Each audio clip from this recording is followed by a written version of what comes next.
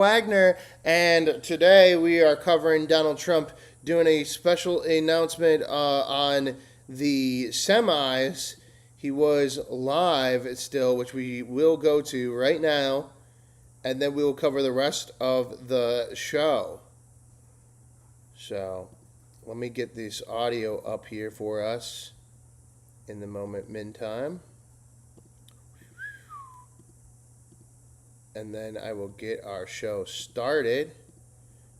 Hearing him live right now. A few weeks, I think it is. They're going to take about 3 or 4 weeks of training.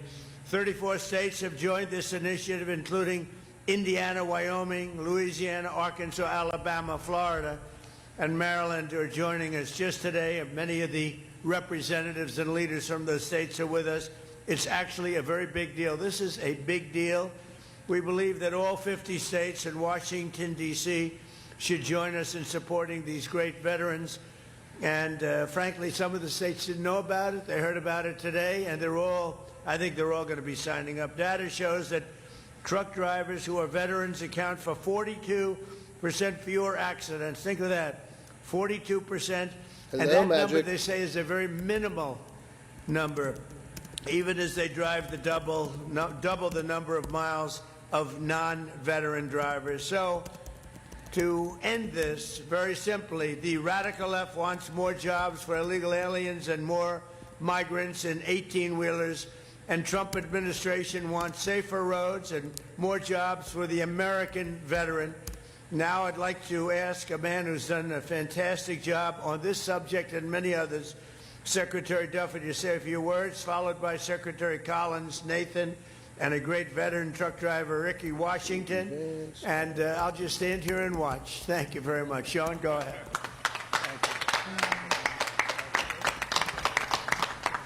So thank you, Mr. President. And to underscore your point, President Biden let in millions of illegals into this country.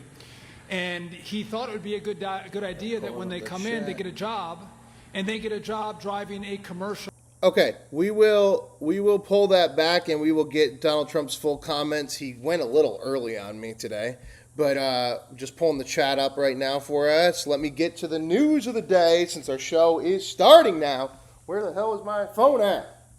Oh man! All right, let me throw this guy up real quick, and then I'll grab my phone, and then we will get to it. Sorry, guys, I'm a little all over the place. They didn't have the Came training, out early. They didn't have the skill. We didn't do background checks in the last administration, so they could have had a mile-long rap sheet of crimes or drunk driving or speeding violations, but we didn't know who they were. And we saw that when those illegals were driving these big rigs, they were killing American citizens. You're a family that was on the way to Walmart, or you're going to church on a Sunday. Okay, we will pull back and get Donald Trump's full statements, this full presser. But first, let's get into the news of the day real quick, guys, as we do every day on this show. And here is your news. American Red Cross declares second ever national blood supply crisis.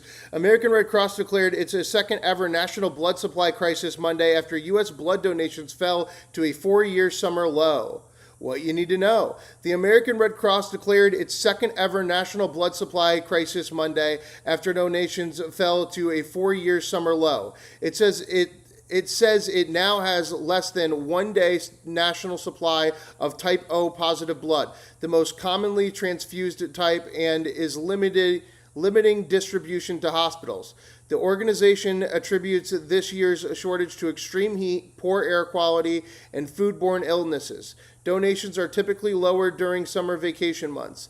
The only prior national crisis came in January of 2022, tied to COVID-19, winter storms, and staffing shortages. Big picture, the Red Cross supplies about 40% of the nation's blood.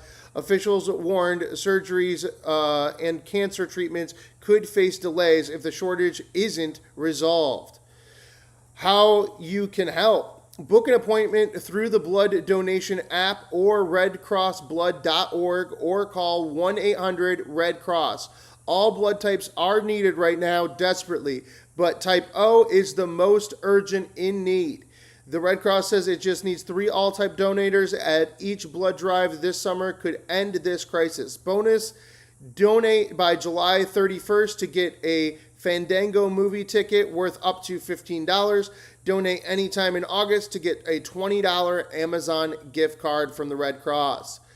Here from Politico, 16 hours ago, Todd Blanche won't get Thursday vote in Senate Judiciary Committee. Senate Judiciary Committee will not vote to advance Todd Blanche's nomination as Attorney General Thursday, a significant speed bump that will make it difficult for the Republicans to confirm him before the chamber begins in August recess next week. But he's still the acting Attorney General, so while the lame duck senator from Texas that lost his primary to Ken Paxton plays "I don't like Donald Trump" games and doesn't elect a new AG. I'm not saying I like Todd Blanche. The guy did do that interview with Ghislaine Maxwell. Go check out the full interview with Ghislaine Maxwell. I posted that entire thing last summer right here on this channel. Senator John Cornyn, Rhino, who lost his own primary, held firm Wednesday in his demand that Blanche reverse a controversial settlement agreement between President Trump and the IRS. That settlement agreement? Paying for January 6th victims. Yes, everybody. Cornyn, who has recently defeated by Trump-backed primary challenger, was explicit on the legal language he needed from Blanche, even providing the Justice Department with a revision of the agreement that would address his concerns. But an agreement could not be reached in time to have the vote on Thursday. So he'll just remain the acting AG and continue to do whatever he wants with absolutely no government oversight because we have a sitting rhino that wants to play jealousy games with Donald Trump. The Cook Political Report has updated its partisan voting index scores for all 10 states that withdrew their lines to the 2026, and although 80% of the states didn't redistrict, the shift is still dramatic.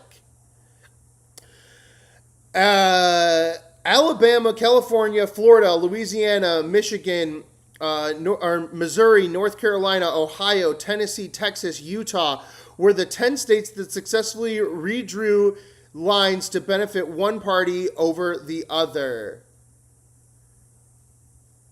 Reuters.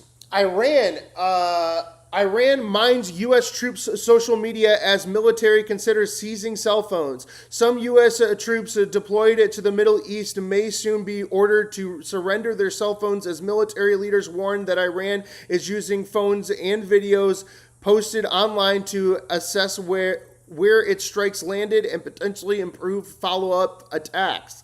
Some service members stationed in Jordan have been told their phones will be confiscated in the coming days. Cell phone restrictions were being considered more broadly across the region because of operational security concerns, but did not describe the move as certain.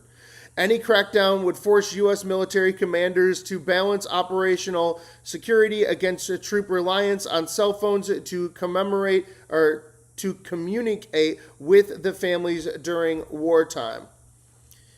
New York Times, U.S. economy grew more slowly in the second quarter. The American economy slowed in the second quarter for the first year. New data shows Thursday. GDP expanded at an annual rate of 1.5% as the war with Iran upended prices, supply chains, and energy cost. This is from Washington Post. FTC sues Hims and Hers, saying telehealth company breached patent privacy.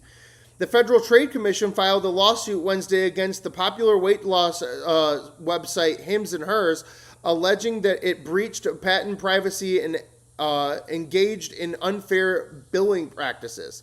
The FTC said that San Francisco-based company shared sensitive patent information with third-party advertising platforms maintained by Meta and Snap. The FTC also alleged that Hims and Hers billed patients before they had received confirmed prescriptions and made it difficult to cancel monthly subscriptions. Hims and Hers is a dominant force in the booming telehealth business for GLP-1 drugs with a heavy advertising presence and social media. It begins with an erectile dysfunction and hair loss medications and then gained prominence by selling compounding versions of weight loss drugs. Hims and Hers response to the lawsuit. This is from Hims and Hers. This lawsuit disregards substantial evidence we provided the FTC during its nearly 3-year investigation, ignores established state laws and industry standards in telehealth, and controls the law to try to manufacture claims. This is not an enforcement grounded in consumer protection. It is an effort to generate headlines at our expense. We are confident in our position and will vigorously defend ourselves against this baseless claim. We've long shared the goal of the FTC's new healthcare task force to create a more comprehensive, complete, innovative, affordable, and high-quality healthcare system. Since 2017, millions of people have rallied on Hims and Hers for access to convenient and affordable care, and we are proud of that record. Our customers have the information they need to make informed decisions about their care and to use our services. And our privacy policy makes clear that they may choose how their data is used, and that information patients share with their healthcare providers is used only in providing care. The trust our customers place in us is the foundation of our business, and we have continued to strengthen our processes and systems as we have grown. This is 4 hours ago. Measles comeback. U.S. cases hit record highs since virus was declared eliminated. Just over halfway through the year, the U.S. has already reported more measles cases than in any full year since the virus was declared eliminated about 26 years ago. Its highest total since 1991. What you need to know: just over halfway through the year, the U.S. has already reported more measles cases, 2,318, than in any full year since the disease was declared eliminated about 26 years ago. Hotspots. 7 states accounted for the majority of this year's cases. About 93% of people who contracted measles over the past 2 years were unvaccinated. Okay, 93%, but 7% of them were vaccinated. 7% of them were vaccinated. 7% of them were vaccinated. To prevent and limit measles outbreaks, about 92 to 94% of the community needs to be immune to measles. Okay, so they're saying that about 93% of the people that were contacted didn't have a vaccine. They're also saying that about 93% need to be vaccinated in order to not have the disease. No shit, Sherlock. Way to do basic math in your reporting. The surge threatens the U.S.'s measles elimination status, which requires 0 sustained transmissions for each end of year, which means if they don't get rid of all these measles by the end of the year, torch them or otherwise, looks like we're going to have measles back in the United States of America, everybody. All right. Tracking annual U.S. measles cases, in 2025, we had 2,285 cases. In 2024, we had 283. And this year, we have 2,318. And we're not even halfway through the year in the reporting. So it looks like it's growing at an annual basis of times 7. Awesome, guys. Multiply by 7 measles. Woo! Measles. We're all getting the measles. How are we going to solve it? Oh, more Fauci vaccines. Don't worry, guys. Pfizer's got another anti-Pfizer vaccine or whatever the fuck. And the 16-year-old lifeguard who went viral for his courageous rescue for a 10-year-old on Saturday is speaking out about his experience and will be invited to the White House with the 10-year-old boy. This is from Donald Trump on Truth Social 2 hours ago. Todd Blanche is a star, in all caps, and everyone knows it. He has the potential to go down as one of the greatest attorney generals of all time. However, John Cornyn of Texas and Thom Tillis of North Carolina, both of whom I refuse to endorse and whose political careers have been ended by my action, are refusing to vote for the great nominee, who will remain in any event as the acting member of the Attorney General's office. Remember, both Cornyn and Tillis voted for Merrick Garland. Wow, that's kind of crazy. So let's repeat that again. This is from Donald Trump again, too. Both Cornyn and Tillis voted for Merrick Garland for Attorney General, but are now both refusing and going anti-Trump nuclear. Why? Because they're both rhinos that are going to die the same death as Mitch McConnell, alone in a nursing home, but they don't even go to their primaries because Daddy Trump ruined that. So Cornyn and Tillis are throwing little bitch girl fits and not doing anything for the government, including just appointing an attorney general. Instead, we're going to have an attorney general that has literally no oversight, is allowed to do whatever the hell he wants, because two senators are really pissed off that after 30 years each of sitting there doing nothing, we got rid of both of them. The rest of it from Donald Trump. I have no objection to temporary withdrawal of Todd's name if they do not do the right thing and putting him back after Cornyn and Tillis are out of office. President Donald J. Trump. Trump says he may delay Todd Blanche's attorney general nomination, keep him as acting attorney general with immunity of powers, and then put him back up for nomination when Cornyn and Tillis are gone in November. All right. The Senate Judiciary Committee delayed the vote for Blanche's nomination for Attorney General that was scheduled for this morning after Republican Senator Tom Tillis and John Cornyn expressed continued concerns about President Trump's settlement with the IRS, is how the media is reporting it. What it is a $1.8 billion slush fund to the victims of January 6th. If you want to call them victims, I don't know. But it's kind of crazy that the reporting is trying to keep it on Trump, keep it on the IRS, and not keep it on what it really is, which is $1.8 billion given to the people that were prosecuted on January 6th. Cornyn said that this morning that he believed higher-ups at the White House were blocking efforts to reach a deal to modify the settlement. Cornyn said that he sent a proposal to the Justice Department that included limits on provisions of the settlement protecting Trump from IRS audits.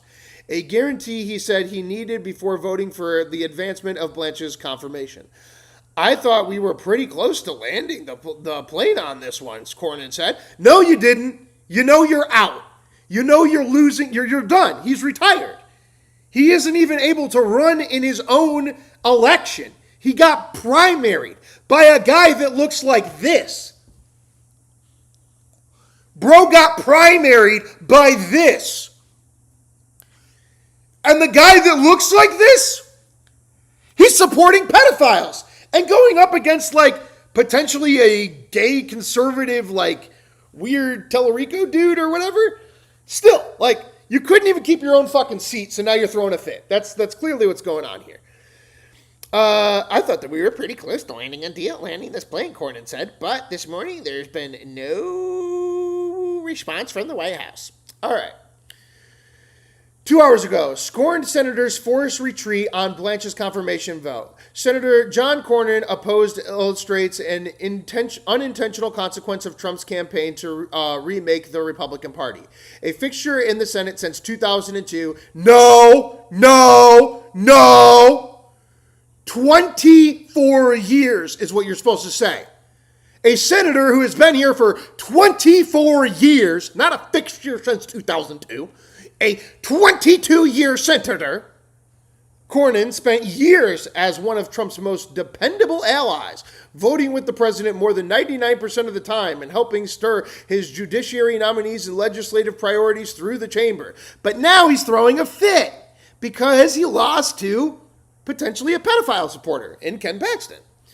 But after Trump backed Texas Attorney General Ken Paxton over Cornyn in this year's Republican primary, Trump believes Paxton is much more MAGA, effectively ending the senator's political career. Cornyn has become far less inclined to simply fall in line with the final months of the office. No, he's literally throwing a fit. Somebody get to Capitol Hill and just smack him. Just smack him in the face. Just wake him up. Just say, hey, you work for me? Smack. Hello. Are you awake, Cornyn? Are you awake now? You work for me. I live in Texas. I pay taxes. You work for me. You don't work for, I throw a fit because I lost my primary. No, you work for me. All right.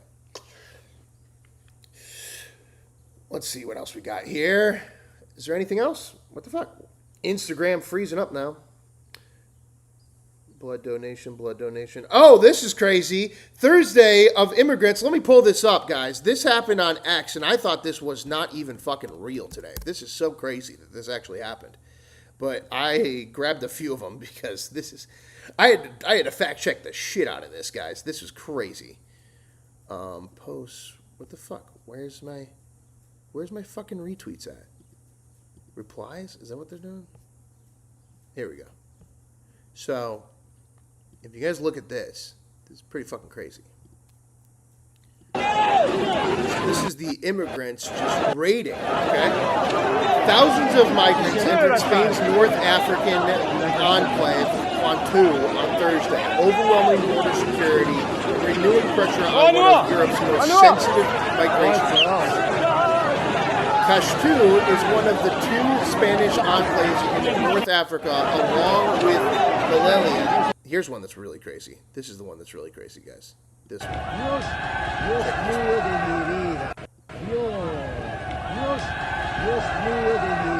Along the Millennial, although both are surrendered by Morocco, they have remained under Spanish control for centuries. Quatero, since Portugal captured it in 1415, before it later became part of Spain. The territory covers just about 7 square miles and is home to roughly 85,000 people, making it one of the European Union's only land borders with Africa. Oh, so it's a land border. Because Situa in Spanish territory, migrants who successfully cross into the enclave have reached the European Union. They are not automatically granted asylum or allowed to travel freely into the mainland. They're not automatically... Let's repeat that again. They're not automatically granted asylum or allowed to travel freely into the mainland. They're not allowed to automatically claim asylum. They're not allowed to just walk freely into the mainland. Okay? But they can apply for an international protection and are typically taken temporary reception centers where Spanish authorities process their cases. Many are eventually transferred to mainland Spain as their immigration status is reviewed. Okay, guys, I don't think they're doing that anymore. Spain's Prime Minister on X, let's repeat that one again. The government of Spain is fully committed to providing an immediate response to the situation at the border. We are mobilizing all necessary resources, working with Moroccan and international authorities, and preparing the necessary measures to restore normalcy as soon as possible. I just conveyed this to the president. This is the moment to build the solution with the responsibility and cooperation. Okay, guys, it's just silly. They're not even trying. All right. Netanyahu, this is from Axios. Netanyahu confronts Vance over his criticism of Israel's government. Vice President Vance and Israeli Prime Minister Benjamin Netanyahu held a direct conversation about their differences in one-on-one meeting in Washington on Tuesday evening, Israel and the U.S. officials told Axios. Netanyahu reportedly spoke to Vance about his recent criticism of the Israeli government and Israel's standing among Republicans. Tensions between the two have been simmering behind the scenes. Netanyahu was unhappy about Vance's public criticism of him. The vice president accused the Israeli leader of stoking up opposition to the U.S.-Iran memorandum of understanding and of being insignificantly loyal to the President Trump. Netanyahu was also privately critical of Vance's role in the war. In March, Vance and Netanyahu had a tense phone call during which Vance pointed out that several of Netanyahu's predictions about the war had proved very far optimistically untrue, particularly the perspective of the popular uprising toppled of the regime. On Joe Rogan's podcast earlier this month, Vance said some figures in the Israeli government were manipulating and trying to change American public opinion to keep the war going on indefinitely. Speaking on ABC News on Wednesday, Netanyahu denied the charge, saying, "I had a very good conversation with the vice president this morning. I think we straightened that out because we're not. That's not our policy." Okay, bro. What did you tell him? Will Charlie Kirk you? All right. New York Times graphic chart fighting between the U.S. and Iran since the start of the war. The escalation has went out of control over the last 4 weeks, completely hypervigilant versus the rest of the time with the war. New York Times, U.S. sees Iran as likely behind cyber attack on Minnesota water system. Investigators believe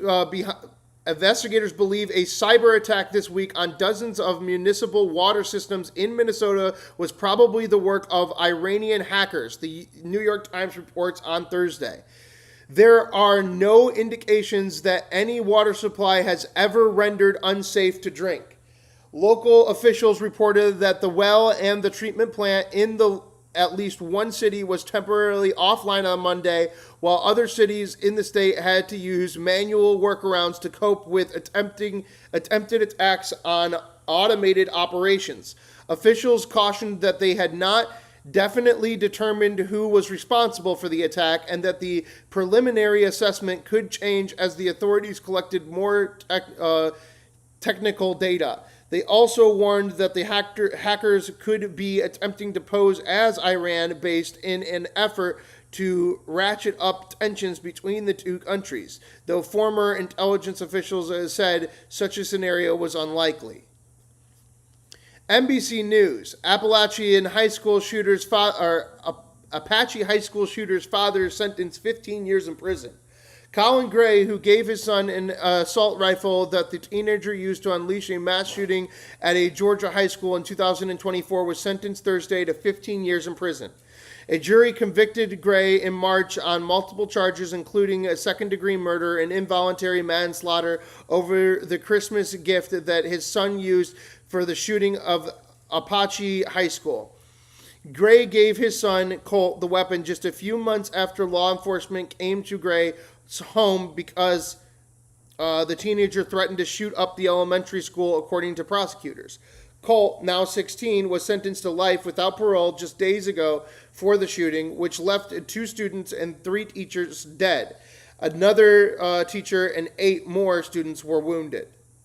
And is that the end of the news? That's our news for the day. All right, guys, let's pull it back then. Let's get back to the top of Daddy Trump speaking, and let's get into the news for the hour. How's everybody doing? Let's read some comments real quick. Didn't know you were a judge. Ethan, go cry about it. I didn't necessarily agree with the man, but get the thumbs up. Fauci is a traitor and should swing. Hey, I'll quit my job. Give me free shit. Hey, Ford, go lick a boot. All right, and let's get into. We spent talking about the Such support for this in the beginning. God damn it. Fuck it. I hate that. Fucking bullshit with the fucking God bless the USA, because that guy fucking, they literally they literally claim all of my royalties every time that you have even a half of a second of God bless the USA on my feed. We're doing a very strong Fucking insane movement, and hate that. we have had such support for this and replace Need to them fucking with change that shit, but I feel like they're just trying to steal from us. veterans. And it's I- about time. Also, I totally agree with this. I worked at an appliance store last summer where basically every time we had a shipment and it was open road, very easy to back up into, we had to take an extra hour lunch while the Haitian or Nigerian or whatever, the very dark complected man that did not speak any English and was extremely pissed off at all of us that worked at the facility, tried to back up his fucking trailer. I'm sick of it. You need people with English to drive commercially. We need it. We need it now, and I'm glad that we're starting with semis. I want to thank Secretary of Transportation Sean Duffy, who's doing a fantastic job. Secretary of Veterans Affairs Doug Collins. Love your energy. likewise, Subscribe. really Appreciate you, Joe. Doing a good job. 92% approval. That's not bad, Doug. You'll get it up a little bit.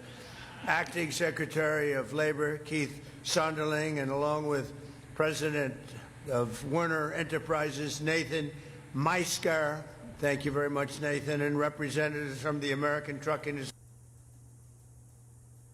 Independent. Oh. They're all behind this 100%. I'm behind it 100%. We got to stop it. Every day you see another story. We're not going to let that happen. That won't happen with our great vets. But above all, thank you to the amazing veterans with the... If you see the feed mess up, that's with them. us. That's not they've me. just Our been with feed us is from good. The It's day their they feed were is born, I little. suspect. They're great patriots, and we love them. And we want to thank UPS, FedEx, America! for the job they've done. Thanks as well to the National Commander of AMVETS, Paul Shipley, Chief Operating Officer of the Independence Fund, Doug Ackerman, and the great patriots from the Wounded Warrior Project. Don't worry, the AI on autonomous will not know and will know all languages. No! No! American Legion, Blue Star Families, Gary Sinise Foundation, Vietnam Veterans of America, and Paralyzed Montauk Veterans will give you of $20? America. We thank Bro, you. you're giving $20. Give $20 to the guy giving you the news. Make sure you donate. Throw those super chats at me. Remember, you can subscribe for $4 a month. Become a member. Get all of the VODs from past catalog. Get exclusive YouTube shorts. I just dropped a YouTube short that's exclusive members only on John Ossoff earlier today. Guys, please help support the channel. I get no advertisement with this. Hopefully, YouTube gets us some advertisement on the YouTube mobile live streaming starting in quarter 4, quarter 1. But right now, it's all free. They're trying to make me tell you to fucking donate me rockets. But I know we're all millennials and older, so I'm not going to be like, send me 17 rockets or send me 17 gooba fucking strawberries or whatever. But if you do want to super chat, I read all super chats out loud. And if you do want to subscribe, it's worth it. It's $4, and I guarantee you it's worth it. Emojis with Donald Trump. You get the flag with North Korea that turns into an American after 6 months. Paul, and thank you all for being Become a with member us. Very today. special. Help us out. Thank you, fellas. All right, back Thank to you, Trump. everybody. For many years, American highways and $1 a roadways week. have been terrorized Guys. by unqualified illegal aliens dangerously driving big rigs like that. You got to know something to drive. Wow, that sucker is a big one. That's big stuff. But they're you have to have a knowledge. You have to have a talent for it. And these people don't have that. They're driving big rigs, semi-trucks, and tractor trailers, all because radical left maniacs at the state level have issued them commercial driver's licenses, even though they're not entitled to have them. They don't speak the language for the most part. Many of these illegal aliens don't even come close. They don't want to learn the language. They don't care about the language, and they don't speak it. They don't speak English. They cannot read basic road signs. In many cases, they've engaged in reckless driving that has caused many, many preventable deaths. Many, too many to even talk about. Last August, 3 innocent people were killed in Florida when an illegal alien from India made an unlawful U-turn, blocking all the lanes of the highway and causing a catastrophic crash. It was a disaster. Just a few weeks ago, a Pennsylvania state trooper was killed by an illegal alien from Haiti driving a semi-truck. He was let in by Joe Biden and the open border policy of the Biden administration. By the way, today we have the safest border in the history of our country. By Joe Biden and the open border policy of the Biden administration. By the way, today we have the safest border in the history of our country. Sorry for the jump around. I don't know. I'm And I don't using even the say C-SPAN this usually, feed. but for the They're getting a last little weird 14 today. months, because it's almost unbelievable to say, but the media will correct me if I give anything that's even slightly off. As of 14 months, in the last 14 months, 0 illegal aliens were able to come through our southern border. 0. Last year alone, illegal aliens with commercial driver's licenses caused at least 30 deaths and many, many very seriously injured. Question though, how would he know if an illegal immigrant illegally got across the border? As president, I made it our official policy to enforce English language requirements for truck drivers and support American truckers on American roadways. We've already removed more than 24,000 non-English speakers from behind the wheel. We've also forced states to cancel more than 28,000 commercial driver's licenses unlawfully issued to illegal aliens. They were given illegally. As we get illegal aliens off the roads today, we're also taking action to replace these unqualified migrant truck drivers with highly qualified American veterans.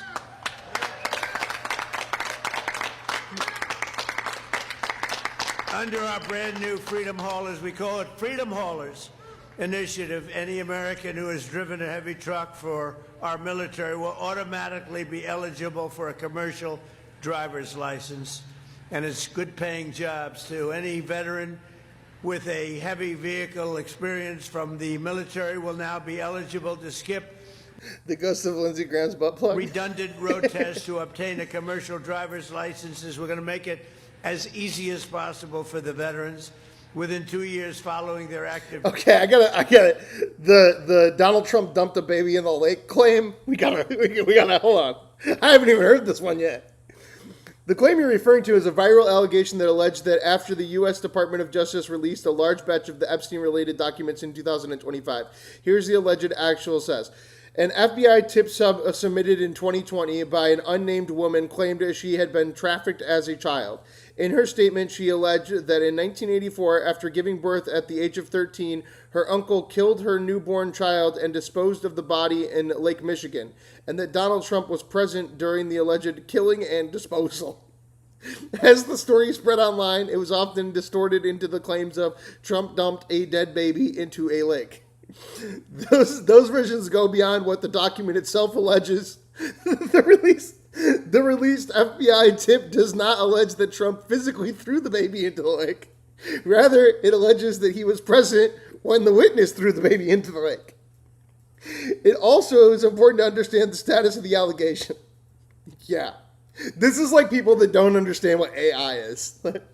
The FBI tip is a real document that was publicly released by the DOJ. However, the contents of the tip have not been independently substantiated. The Justice Department warned that the release of files, including unverified, false, and situational claims submitted to the FBI over the years, there have been no criminal charges against Trump related to dumping a baby in a lake. So, in short, there is no verified evidence that Trump ever dumped a baby into a lake. Duty service. And for the veterans where no truck, where you have a situation where you have not truck drivers in the military, where you don't have truck drivers, they're going to be given a very quick pass. We're going to teach them. They're going to learn. If they didn't drive a truck in the military, but they're going to learn, and they're going to learn very quickly, and they'll be licensed in a matter of a few weeks, I think it is. They're going to take about 3 or 4 weeks of training. 34 states have joined this initiative, including... Okay, wait. So this is about safety, right? And then Donald Trump's like, they're gonna get like 3 or 4 weeks of training. But at the same time, it's like, are we all gonna act like we don't understand the common sense denominator, which is like, yeah, veterans probably take a lot less training than Haitian migrants. Indiana, Wyoming, Louisiana, Arkansas, Alabama, Florida, and Maryland are Cap, you totally dumped a baby in a lake. joining us just today. I kind Many of of the want representatives it to and be that leaders way. from the states are with us. It's actually a very big deal. This is a big deal. We believe that all 50 states and Washington, D.C. should join us in supporting these great veterans. And frankly, some of the states didn't know about it. They heard about it today, and I think they're all going to be signing up. Data shows that truck drivers who are veterans account for 42% fewer accidents. Think of that, 42%. And that number, they say, is a very minimal number, even as they drive the double the number of miles of non-veteran drivers. So to end this, very simply, the radical left wants more jobs for illegal aliens and more migrants in 18-wheelers, and Trump administration wants safer roads and more jobs for the American veteran. Now I'd like to ask a man who's done a fantastic job on this subject and many others, Secretary Duffy, to say a few words, followed by Secretary Collins, Nathan, and a great veteran truck driver, Ricky Washington. And, Ricky Washington. Stay here and watch. Bro, I'm sorry. You know how Donald Trump talks about central casting? You know that they picked that guy because of his name. We're gonna hear from Sean Duffy and truck driver Ricky Washington. Thank you very much. Sean, go ahead. The most truck driver in America, Mr. Ricky Thank you, Washington. Mr. President. And to underscore your point, President Biden let in millions of illegals into this country. And he thought it would be a good idea that when they come in, they get a job. I don't think they're ever triggered. And they get a job driving a commercial motor vehicle. They didn't have the training. They didn't have the skill. We didn't do background checks in the last administration. So I will say thank God for Sean Duffy because he makes this sound a lot less racist than Donald Trump. they could have had a mile-long rap sheet of crimes or drunk driving or speeding violations, but we didn't. Because I feel like if I would be just like Donald Trump. I'd be like, we need to get him out. This black guy was running over the officer in Orlando. Sean Duffy's out here like, listen. Know who they were. And we saw that when those illegals were driving these big rigs, they were killing American citizens. You're a family that was on the way to Walmart or you're going to church on a Sunday, you could lose your life on an American road. So because of the president's initiative, he signed an executive order over a year ago. It was the common sense rules of the road. And since you signed that executive order, we all have been working overtime to make sure we take illegals off American roads and we give those jobs to great Americans, including great American veterans. So that's right. These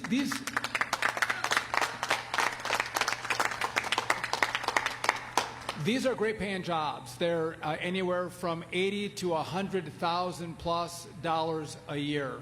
And it's important because you have men and women who drove big rigs in the military who would then get out and have to go through months-long training for their skills and their knowledge test to drive this vehicle over here. Well, if Secretary Pete Hegseth thinks that you can drive a vehicle like this, Donald Trump and Sean Duffy think that you can drive a vehicle like that. Duh. So, like dude, they're the same fucking vehicle.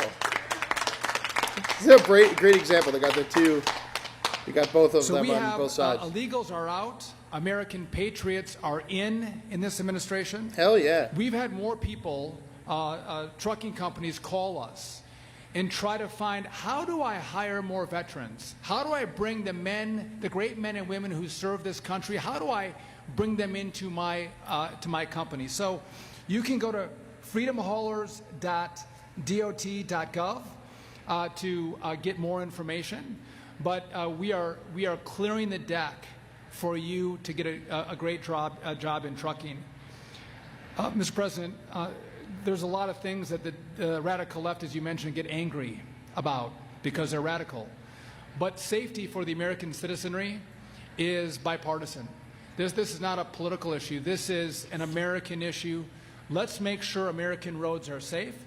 Let's make sure we put great patriots who serve this country on American roads, well-trained, with great skills. And I think this is one of the great legacies of your administration. I am grateful for your leadership, putting America first, American veterans first, American roads first over the illegals who the last administration prioritized. It has been just an honor to work with you. And to me, he's a master class. To see how this president operates, to watch him and learn from him is amazing. So thank you. I appreciate it, Mr. President. Pro Pokeball. I'm just going to call you Thank Pro. you, Mr. President. Welcome to the Mod Club. Don't abuse it. I've seen you here this before. says freedom more Appreciate you. in our country than an open road truck. And Every once in a while, I gave mod out to people that are both on the left and the right, people keeping the conversations going, having the chats go great. Guys, don't abuse those mod powers. You know, you can unhide comments. We let free speech reign free here. I actually even took off the 86 button. You can now legally say 86 in the chat. Everybody want to say 8647, you can. We now know that it's not actually a death threat. The FBI, the head of the FBI actually got away with it, so there is that. And we're free speech first. Talking, having fun with politics. No news is news. Making fun of both sides. Everyone's an idiot. Here we go. They said, I will go and do what others will not do. And it is this country. When you told me, and I asked you that question, I said, Mr. President, what do you want me to do? He said, just take care of my veterans. So every day now, since the last year and a half, veterans at the VA are first and only in what we do. In this. So when Sean and I, we heard about this, and we started looking at this, some things that we have done, Mr. President, you're behind this and working to get veterans on the road. I can't think of anything Don't more spam, American. though. I can't think of anything Matt, that puts make us sure you don't first spam. instead of the illegals who want to come take jobs. Just say it Let's once. put veterans in the seats, making jobs safer and better for all Americans as we go along. Because veterans, look, you proved once you can do it. I know for a fact you can do it every single day. As we look at this, some of the questions that come. The Wild West is over, so what do? How do we... Here for their day, I am proud to share on the open road. There we go. Let's hear for the truck driver. My fellow Americans, Mr. President, and distinguished guests, it is an honor to stand with you today. For 30 years of service, I have the privilege of wearing the uniform of the United States Army and the Army National Guard. Like so many who have answered the call, my service took me through moments of hardships and sacrifices. I reflect on which I carry with me every day. Serving this nation was an honor, but when the time came to take the uniform off, I faced the question veterans confront. How do I continue serving? For me, the answer was on the open road. Transition from military life behind the wheel of a commercial truck has brought a renewed sense of mission for me. Veterans make exceptional truck drivers because they have the core values of the military aligned seamlessly with the trucking industry. It makes so much We're sense. disciplined, we are vigilant, we're adaptable, and with unwaverable commitment to getting the job done safely and on time. And it's so awesome for this guy getting to speak in fucking national television like this. The trucking industry is more than just a sector of our economy. It is its backbone of our commerce. It is a place where service members, veterans, military spouse can find a purpose, a community, and a way to continue keeping our great nation moving forward. Thank you, Mr. President. God bless our service members and their family, and God bless the United States of America.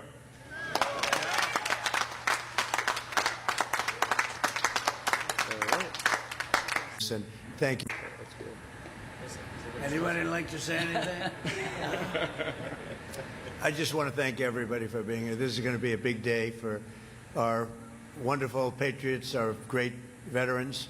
They're going to produce like nobody else can produce. And thank you very much. And I want to thank you and especially all those people you're going to be hiring. But I know a lot of your competitors are also doing the same thing. So it's going to be really fantastic. Sean, thank you.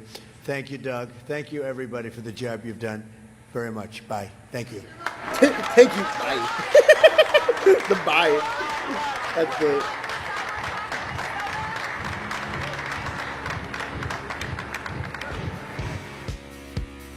Ah, damn it. All right. Is that the end of the... That was the end of it? All right. Okay. Let's get into our next little bit here. We got... Well, we'll do that later. But let's go first to Chuck Schumer with his Anti-Corruption Bureau. Most Bitcoin self-custody wallets rely on one key backed up by a seed. Schumer's going to end corruption, guys. Ain't that fucking Good morning, hilarious. everyone. Thanks so much for being here. Welcome. I'm thrilled to have you all at today's event for combating corruption.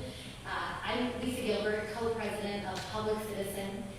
Public Citizen has been around for 55 years. We have over 1 million members and supporters across the country, and our mission is to take on corporate power. We litigate, we advocate, we run huge coalitions to try to protect our democracy, and we research the corrupt nexus of money in politics, corporate bad actors, and the misplaced incentives around profiteering within government.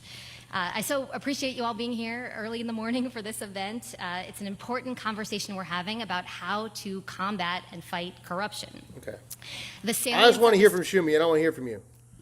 The latest being Trump. Shut up. I don't care. I don't know who you are. I want and the rest Schumer. of the team organizing this event sold his organizing this event, and to the National Press Club for once again hosting us.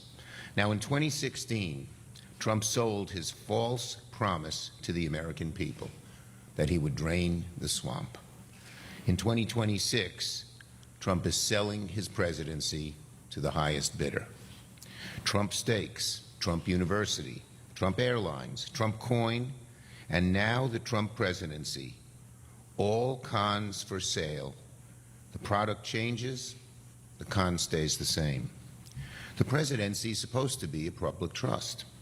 Trump has turned it into the single most profitable scam of his. Please sit down. Please sit down. Yep. What can be more corrupt than backing genocide? What could be more corrupt than genocide, you stupid fucking Israel shill? This is part of the same. Go this guy. Yo, Democrats getting it now. You gonna kick him out? You gonna kick him out? Kick him out. Kick him out. Kick him out. Oh, they don't even say anything because they're so worried. They're so embarrassed. Oh, we're the one for the protester. Let's hear him then. I guess it's his speech now. That's how we fucking communism in America, right? And you backed it, and you backed the genocide to their hills for years on end. How dare you talk about corruption? How dare you talk about corruption? Thank you for your diatribe. Now, let's continue. Let's continue and let the people... No! The people didn't come to hear you. They did not come to hear you either. About your diabolical record. It's amazing that you can show your genocidal face in public. Facts! Woo! Mr. Senator. Hell yeah! Shame on Hell yeah! for not allowing questions to this genocide. Hell yeah! Shame on you for no questions. Combating corruption, my ass. Sorry about that. Let's continue with the subject at hand. Okay. The presidency is supposed to be a public trust. Trump has turned... Also, you guys know how, like, at the Democratic side, they don't even have security? They just got some fucking lady in a red suit being like, hey, come on now. into the single most profitable scam. Bro could have stayed there forever if he wanted to. Trump has raked I would have. I would have waited for the police to show up. Since taking office 18 months ago. Together, the Trump family has made at least $4 billion in that time.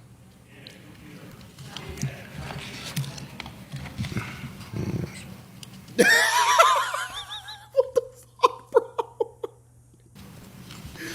How does a president and his family secure billions? How do you go on without addressing the fact that this man just called you a genocidal maniac that continues to supply war weapons to Ukraine and Israel while you're claiming corruption is in the White House? How do you go on just reading your stupid little fucking retard speech? It's in profits. Just look, you can see fucking forehead sweat. This bro is like, fuck, this did not work. Just after a year and a half in office. How? By exploiting the information, access, and influence that only the President of the United States can have. There are endless examples. The Trump administration approved $1 billion tungsten mining deal in Kazakhstan, backed by $1.6 billion in U.S. funds, in which Trump's sons held a stake and stand to profit. Trump's sons have made huge profits from a sprawling defense technology portfolio, whose startups have won at least $3.2 billion in Pentagon contracts so far, with another $3.1 billion in options still on the table. If you dropped a pin on a world map at random, odds are you'd hit a country where the American president or his family has business interests. As reported in the New York Times, a company backed by Trump's sons is seeking to sell drone interceptor systems to Gulf nations under an attack from Iran, a war started by Trump. The conflicts of interest. Guys looking at his watch. Endless. They're like, why did we show up here? Okay, just to clarify, since the guy that was in the audience was like a bald, weird Bernie Sanders protester, and he didn't really understand how to like say what's going on here. So I just want to, while he is listing his like grievances of Donald Trump, let me list all of the corruption that is Chuck Schumer. Documented controversies involving Chuck Schumer center on early campaign practices, FEC violations, and political rhetoric, not personal bribery, self-enrichment schemes, or convictions comparable to cases like Bob Menendez. In the 1980s, campaign staff allegations. As a New York State Assemblyman running for Congress, Schumer faced an investigation over claims of taxpayer-paid assembly staff working extensively on his congressional campaign. The Village Voice reported on it. A U.S. attorney recommended a federal indictment, but the Justice Department declined, treating it as a state matter. A local special prosecutor process also did not result in charges. No conviction or formal findings of criminal liability were found. In 1998, as Senate Finance Committee issues, the Federal Election Commissions found Schumer in 1998 Senate campaign took roughly $1 million in what was categorized as excessive contributions, largely technical issues involving joint account signatures, used rules later changed, and improperly disclosing millions of dollars in access re-election funds. The campaign paid a fine of about $130,000. Contemporary reporting and later fact-checking described these primaries as bookkeeping errors and not errors by Mr. Chuck Schumer. Okay, but let's just continue to go on. Donations from people later previous convictions. In the earlier 2000s, Chuck Schumer's campaign accepted thousands of dollars in individuals connected to the Computer Association account scandals who later pleaded guilty to related charges and similar amounts of others that bribed towards sexual assault allegations in the New York State and metropolitan area. In 2020, comments about the Supreme Court justices. At an abortion rights rally outside of the court, Schumer said that Justice Gorsuch and Kavanaugh, you have released a whirlwind and you will pay the price. You won't know when it will hit you, and we will go forward with these awful decisions. The remark drew widespread criticism as threatening a Supreme Court justice, something that legally could get you locked up as a senator. The Columbia University Advisors House Committee report in 2024. A Republican-led House Education Workforce Committee report cited internal Columbia text claiming Schumer advised then President Mushi of the university's political problems over campus anti-Semitism after October 7th were really only with Republicans, and that the best approach was to keep heads down. Critics viewed this as a partisan minimalization of anti-Semitism on the campus. Schumer's office disputed the characterization. Schumer has also granted at least $3 billion to Israel over the last 10 years. Schumer is a corrupt individual. It would take more than 2,350 median American workers combined, every one of them working their entire careers, saving every penny of their paycheck, to earn what the Trump family has profited off the presidency in just 18 months. Trump's corruption isn't a victimless crime. As Trump swims in the billions of dollars his family has made off the presidency, Americans are drowning in at least $3,100 in higher costs from the very same policies that are enriching Trump. We see a new grift every day, but the scheme is always the same. Trump profits, America. The scheme is always the same with Chuck Schumer, too. He's always using and advantaging himself with re-election funds illegally. Since 1980, he's been doing it as a state assemblyman, and in 2020, he was still prosecuted again for doing the same exact crime. 40 years later. Pay. Trump solicits private donations to build and when Chuck Schumer does these things, Americans pay. Favors.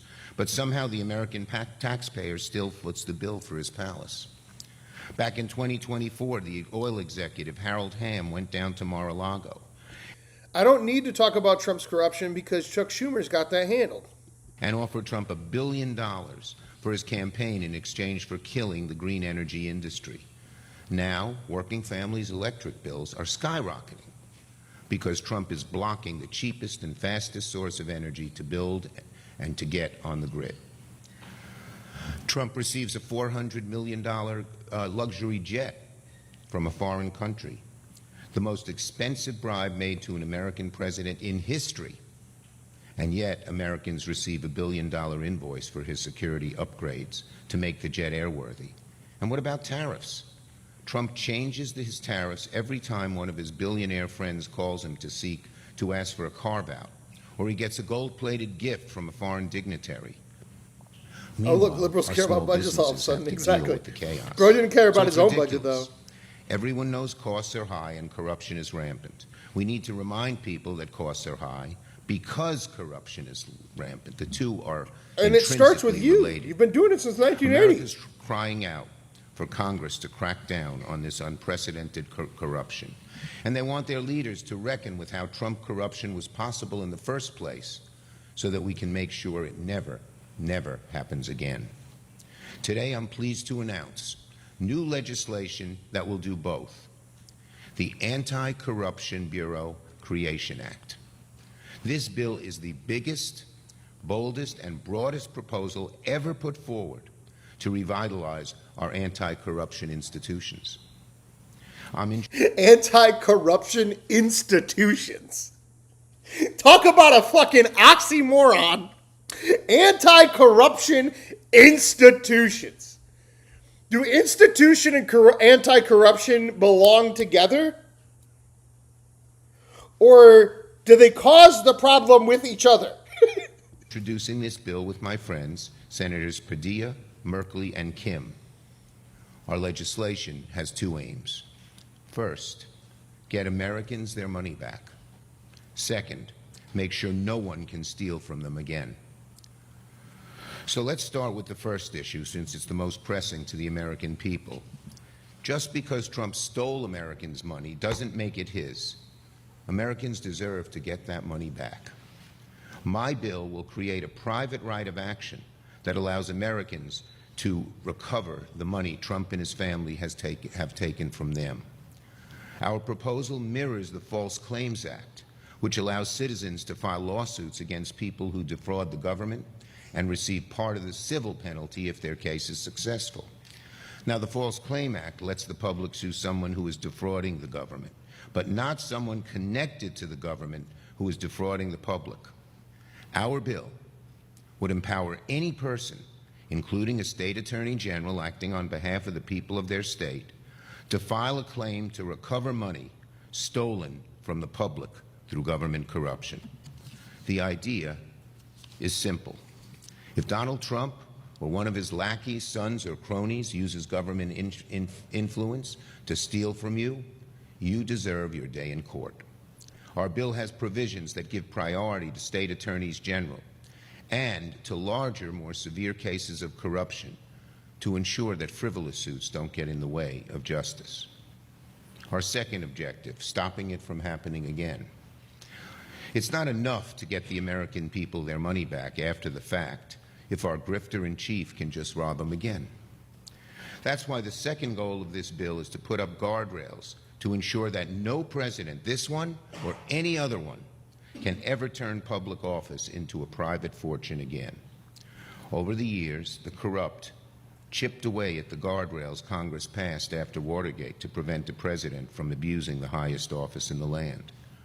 Trump saw those cracks and crevices. Instead of fixing them, he grabbed a sledgehammer. He installed a loyalist at the head of the Office of Government Ethics. Trump fired the Senate-confirmed U.S. Special Counsel, a role tasked with investigating corruption in the federal government, and replaced him with a MAGA acolyte.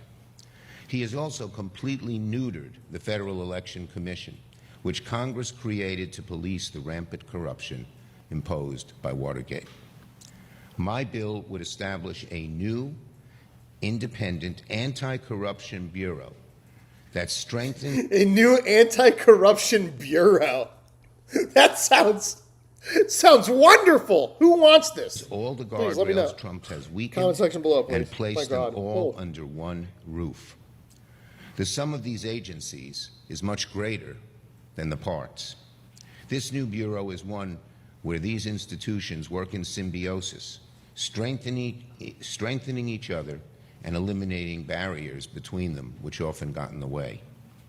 It replaces a broken patchwork of watchdogs, none of which were built for this moment, with one powerful anti-corruption agency, ready to act anywhere, anytime corruption strikes.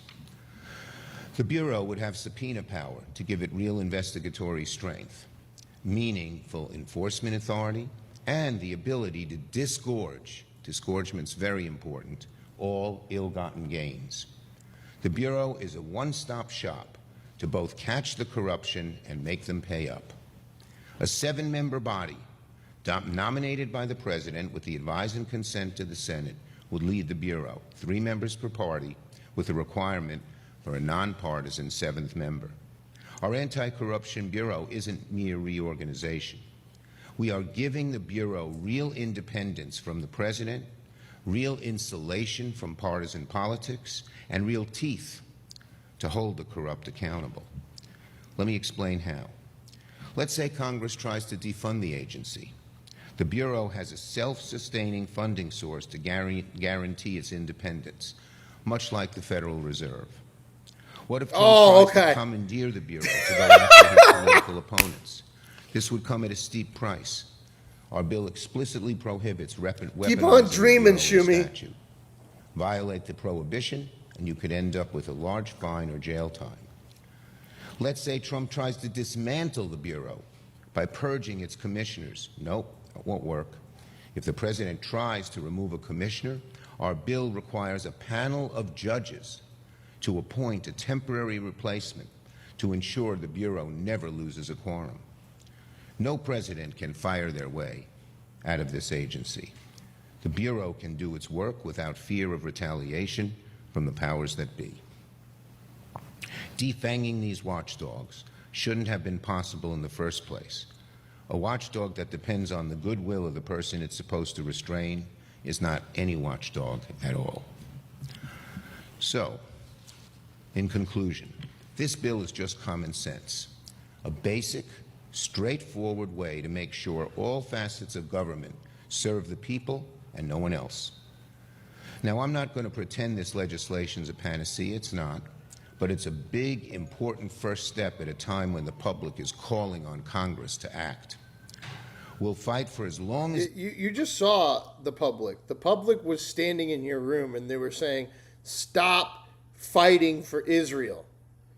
That's what they told you. That's what they want. They want you to stop giving $3 billion to Israel. That's it.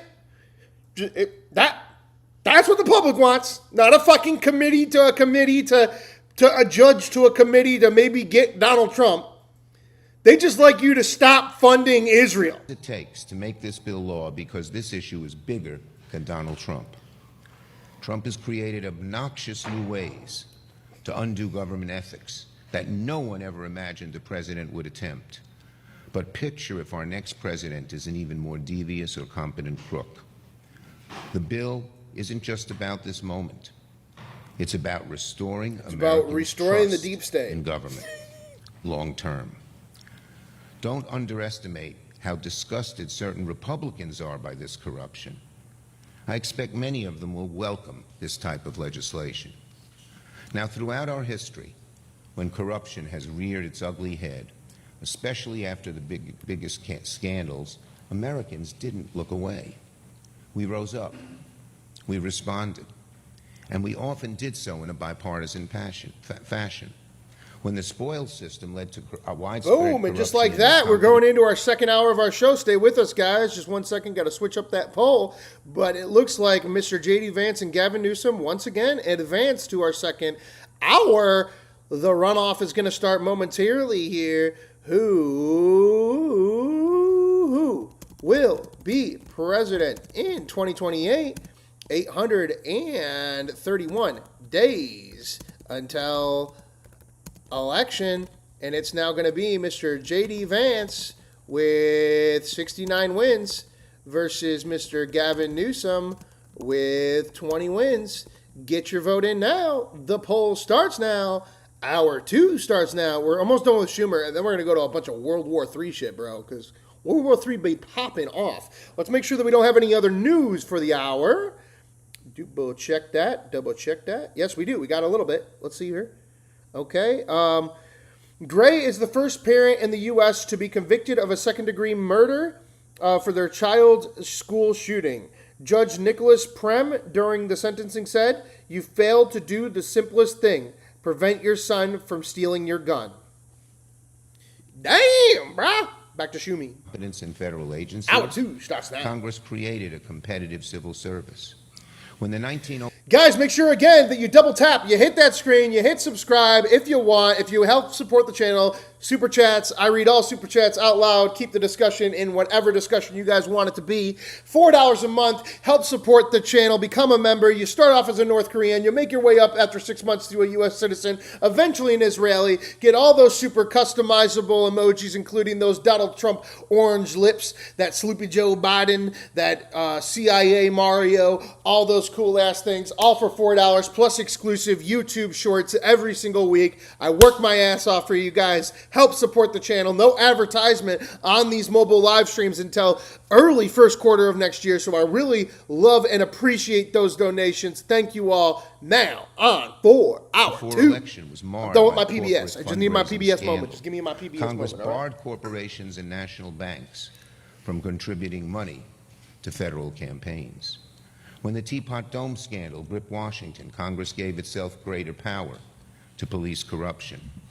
And when the Watergate scandal exposed a re-election strategy built on political espionage, illegal campaign money, and a criminal cover-up run out of the Oval Office, Congress responded with a flurry of activity, setting up new ethics and campaign finance agencies and establishing new rules meant to restore trust in government. Vice President Vance recently opined that, quote, if Watergate happened tomorrow, it would be like a 12-hour news story. It's true. He was sadly correct. Okay. You want to know why? Because you can't manipulate your way out of removing an entire president out of office? Because the scope and scale of Trump's corruption dwarfs anything we have seen in American history. Yeah, because there wasn't really corruption with Nixon. That's Nixon's kind of Watergate burglars acted in the dead of night. Trump's corruption is happening in broad daylight. No president has poetry. ever come close to this level of self-dealing and self-enrichment. When Trump and his family make $4 billion off the presidency in just 18 months, the American people demand that we respond. Americans are demanding we go back to a government that has some honor and some decency. This legislation tells them we hear them and that we're going to fight for them with the strongest measures ever been proposed. That means clawing back billions siphoned off by Trump, his family, his cronies, standing up an anti-corruption bureau with authority, independence, and resources to enforce the law without fear or favor. We need to go further. We need to recognize why Trump's promise to drain the swamp resonated with voters a decade ago. They correctly sensed how Washington works for the people who can pay for it, and not for everyone else. Trump took that suspicion, turned it into a certainty with his endless grifting. If we're going to get Americans to trust in government again, it won't be enough to drain the swamp only to let the next con man fill it back up further down the line. Now, maybe it's fitting that we're here just a couple of blocks north of Constitution Avenue. Hundreds of years ago, there was an open sewer where this street now sits. A putrid canal funneled all the city's waste into the swamp around the Potomac. The stench got so bad. Bro doesn't see the irony of what he's saying at all. That the community did more than just drain it. They filled it in, they paved it over, and they built something stronger on top. A stronger, thicker swamp. That's the task ahead of us. We're going to bury corruption for good and lay the foundation for a more ethical government. Our And work you're is going to gonna start touch it, on a lot right? more than a 45 years in? single-threaded sewer. We're going to flush out the corruption that one of the most venal individuals in our nation's history has Venal? What the unleashed fuck is that even? in every corner Don't use nothing. of the It's federal always- government. This bill is where we begin. Thank you. Oh, wow. Congratulations. Look, there's questions, and he's not going to answer questions. He's going to walk the fuck off. Exactly. And that's kind of the thing. It's like, well, I guess if you want your opinion known to Chuck Schumer, you're better off just standing the fuck up and yelling at him about Gaza. Because after he's done speaking, he's done fucking speaking, guys. Okay? That's how it rolls for Donald, or for Mr. Chucky Schumer. Let's get into it now. Here is all of the shit going on with the war. We have some serious issues going on with the war. First up, China looks to shift Iran war as alarming reports emerge Launching from a new round Fox of News. strikes on Iran, but the Islamic Republic may soon be receiving some backup from China. A new report says the following, quote, Iran is expected to receive within weeks a first shipment out of up to 400 Chinese-made shoulder-fired air defense missile launchers. The purchase, valued at $60 to $70 million, is one of Tehran's largest known efforts to strengthen its short-range air defenses. Here's what President Trump had to say when asked about this report. Well, that would be surprising. I mean, things like that happen, but that would be surprising. He told me very strongly he wouldn't partake, and he knows I'd be quite disappointed. U.S. Ambassador to NATO, Matt Whitaker, joins me now. Ambassador, the Chinese-made weapons would greatly increase the threat to our pilots on missions over Iran. How should we respond to this? Good morning, Todd. First, this is a very concerning report, and obviously China needs to stay out of this fight. It's not their fight, and the United States will pay very close attention if there are already attempted arms transfers from China to Iran. Likewise for Russia.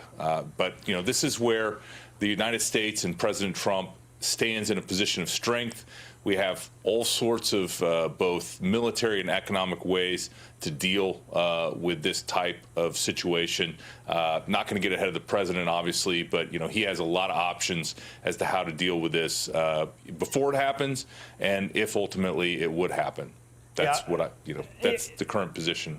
I mean, obviously, that includes things like sanctions and the like. It'll be interesting to see because, you know, Xi Jinping is denying that this is happening. Obviously, you know, you always have to take whatever you hear from the CCP and its leaders with a grain of salt, but certainly a concerning development. On the other hand, Ambassador, I would say this is a major change going forward in the war. You heard President Trump say yesterday, use some colorful language. See how they're now calling it the war, and that's the thing is pretty soon anything to do with Ukraine, Russia, China, Iran, Israel, Syria, Spain, Morocco, Egypt, all of it will be called the war. Not World War III, because we don't want to incite any violence, but we'll just keep calling it the war. It's fucking World War III, guys. I'm not going to repeat it here on what we are going to do to Iran, but these latest strikes by our forces were actually done in conjunction with the Saudis. How significant is that a development in the fact that, like, the Saudis are now joining us when before they may have been a little bit more reticent to do so? Yeah, there is no doubt that the Gulf states are on the side of the United States, whether they would have been before this fight started. But, you know, remember what's happening. The Iranians try to strike the United States interests in the region. We intercept all those missiles with our Patriot systems and our Aegis systems on our battleships. We respond in multiples of what they try to attack us with, and every single munition hits its target. And so it's to some extent an unfair fight because, again, the United States has such great weapons. But, you know, President Trump continues to hold all the cards, would love a diplomatic solution to this, but we are going to always be coming from a position of strength, and any attempt to attack the United States is going to be met with overwhelming force. From one theater to another, Russia launching a ballistic missile attack on Kyiv just hours after President Zelensky issued this warning. Quote, there was a high probability that the strike would be carried out. Zelensky also asking for its allies to fully understand what's happening and help with air defense missiles. Ambassador, you just traveled to Ukraine last week. What did you discover? Well, several things. First of all, there is a dramatic need by the Ukrainians for air defense systems and missiles that are available. Some of our allies have some magazine depth in that regard, and so we're trying to help broker those deals. But what I also saw is in a lot of areas, whether that's deep strike with their missiles, whether that's drone technology, counter drone technology, you know, Ukraine is the battle lab of the future. The innovation is happening very fast, and I'm making sure sure that the United States Battle is Lab in a of the position future. to not only that one? partner and get those technologies to make sure that we have them available if and when we need them, but also look for ways to build some of those systems and build some of those technologies to help the U.S. warfighter. I mean, especially on the counter drone area, Todd, this is an area that I feel that we want to be stronger. I think we have some great domestic technologies, but there's things, obviously, because the fight is ongoing and the development is happening so fast, Ukraine can really help us in a few areas that are critical to protect our troops and the world's greatest fighting force in the U.S. Army. I mean, I think we've all known for a while that drones would change the face of warfare. I don't know if many of us expected that Ukraine would change the face of creating these drones with the speed that they've done so, and with, quite frankly, they're in a war, so a lack of resources. It is phenomenal to watch, and hopefully, to your point, Ambassador, we here in the United States can benefit from it. U.S. Ambassador to NATO. All right, guys, let's get into the next one. The next one is, we're just getting into the war stuff real quick. Let's check out, let's get some CNN on this Russian Poland strikes strike. overnight. Officials say Poland at least struck by 8 missile people were during killed Russia's across barrage the in country, Ukraine. and that includes 6 near President Zelensky's hometown. More than 20 others were wounded. Officials say the death toll could go up as they scramble to reach people who could possibly be trapped under this rubble.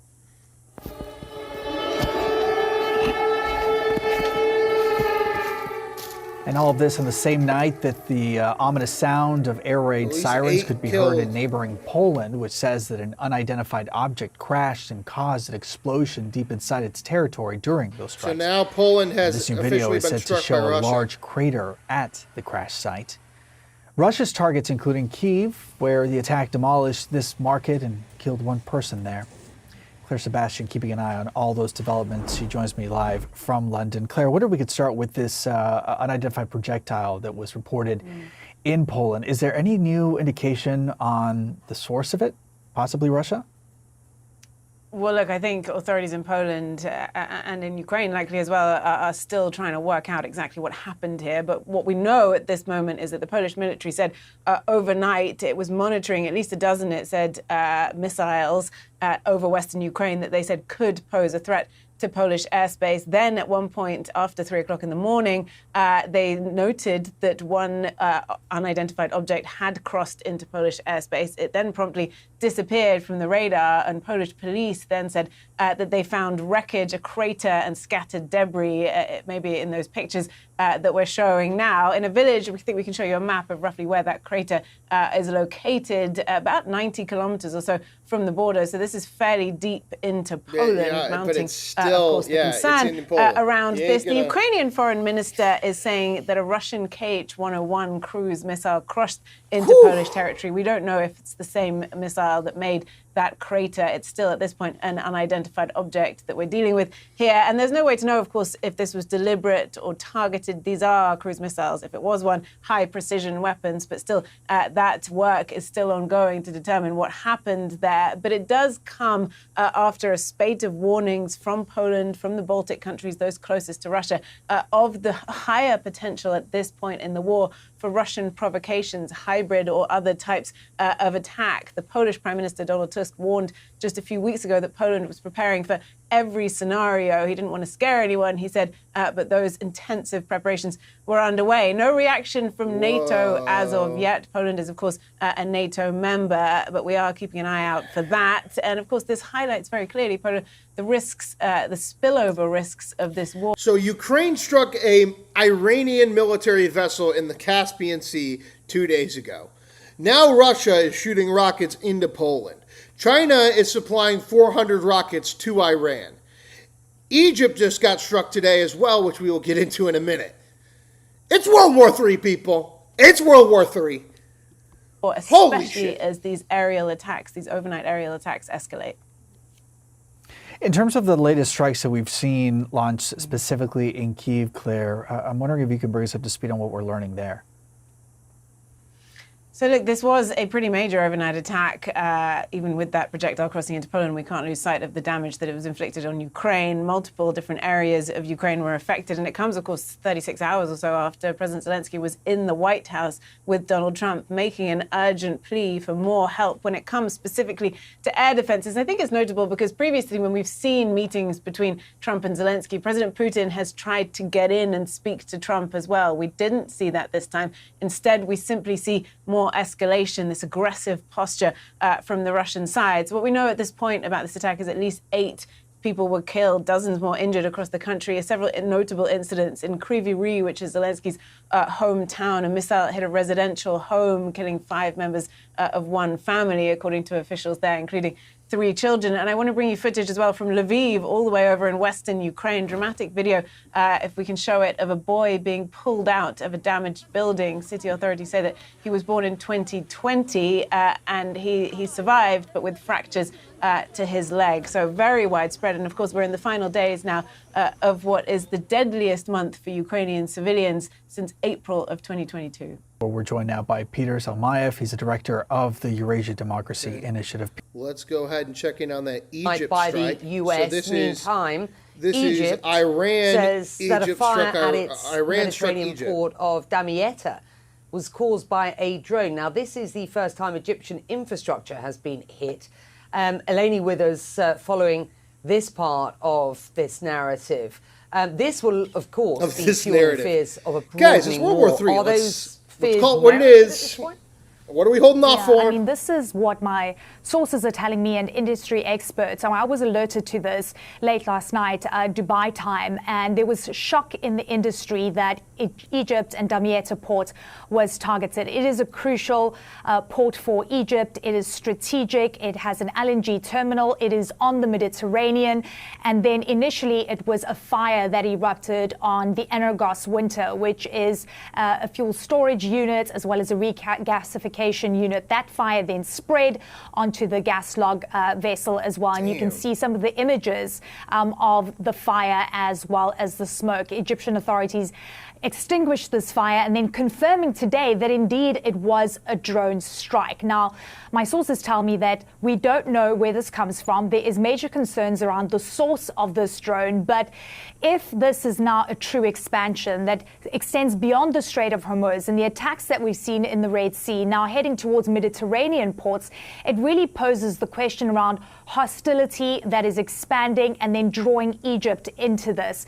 And importantly, it's energy infrastructure again, Becky, and it basically mimics and it has the hallmarks of what we've been seeing since the start of the war to try and cripple economies not only in the Gulf region, but also now broadening it to the wider Middle East and even Mediterranean ports in terms of impacting a country like Egypt. We know that these 2 vessels were quickly pulled out by tugboats. They're now idling in the Mediterranean, according to Kepler.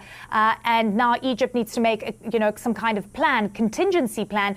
These fuel storage units were brought in to deal with the high energy demand for Egypt over the summer period. The risk assessments right now by shippers, they don't know what this means, but they're wondering if this is a once-off or whether this is a true escalation that's now broadened to other ports. Right, you are up to date. Eleni, thank you for that. You're up to date both from Washington and indeed from the wider perspective in the region. More, of course, as we get it. At the same time, Iranian media say explosions were heard across the south of the country. The US says it carried out powerful attacks on military command centers and on drone facilities. Well, Pakistan, which played a mediating role in last month's US-Iran agreement, says it is trying everything it can to revive negotiations. That's a lot of places struck. At the White House, we are getting the latest on the overnight US strikes on Iran from CENTCOM. What are they saying?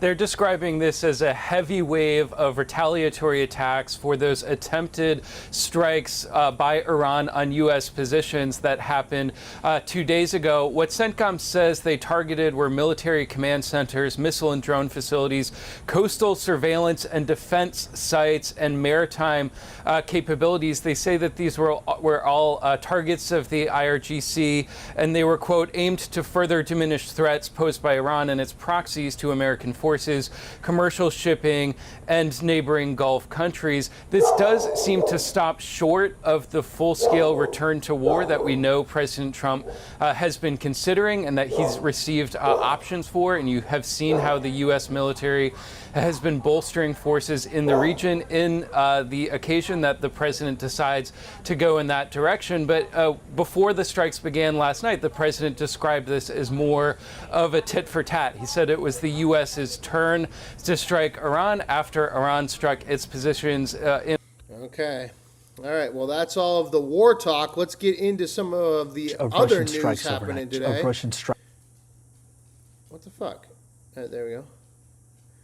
Get me back on the tubers. All right. We had what else did we have today?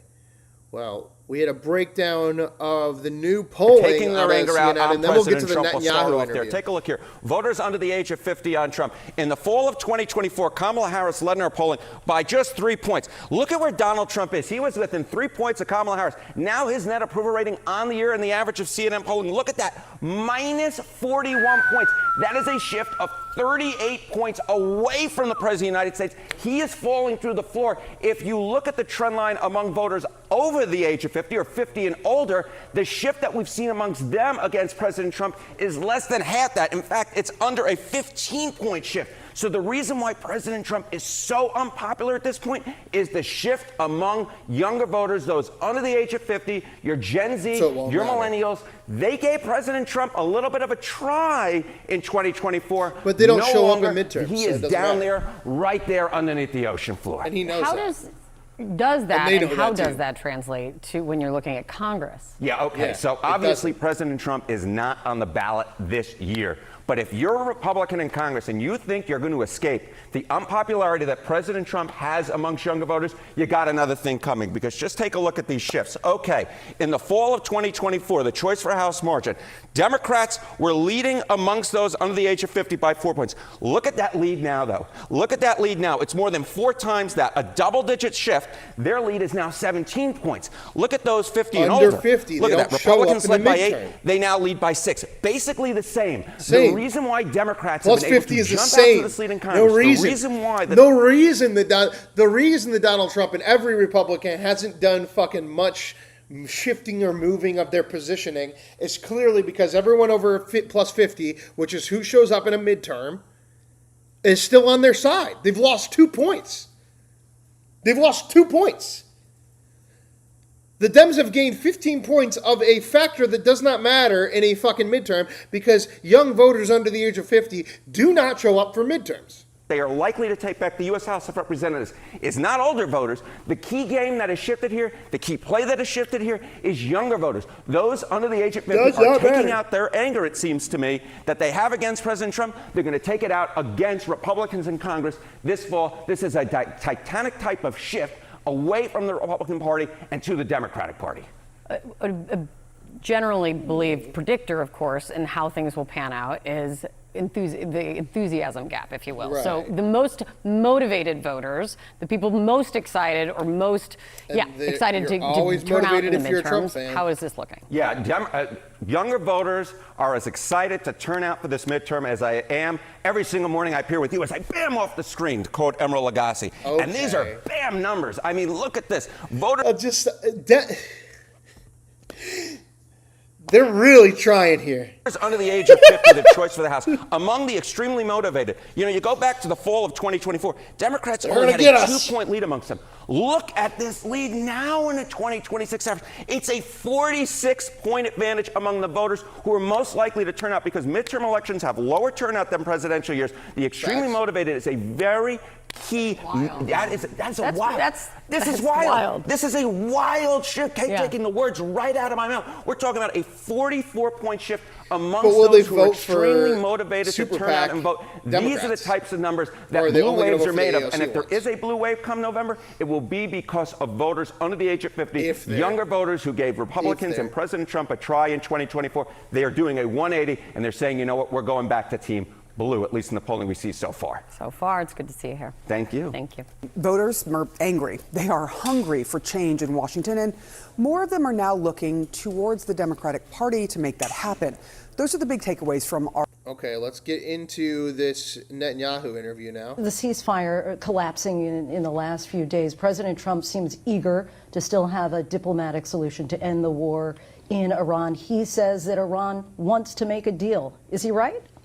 Well, I hope so. I mean, he's got basically three options. One, to indeed succeed in making a deal.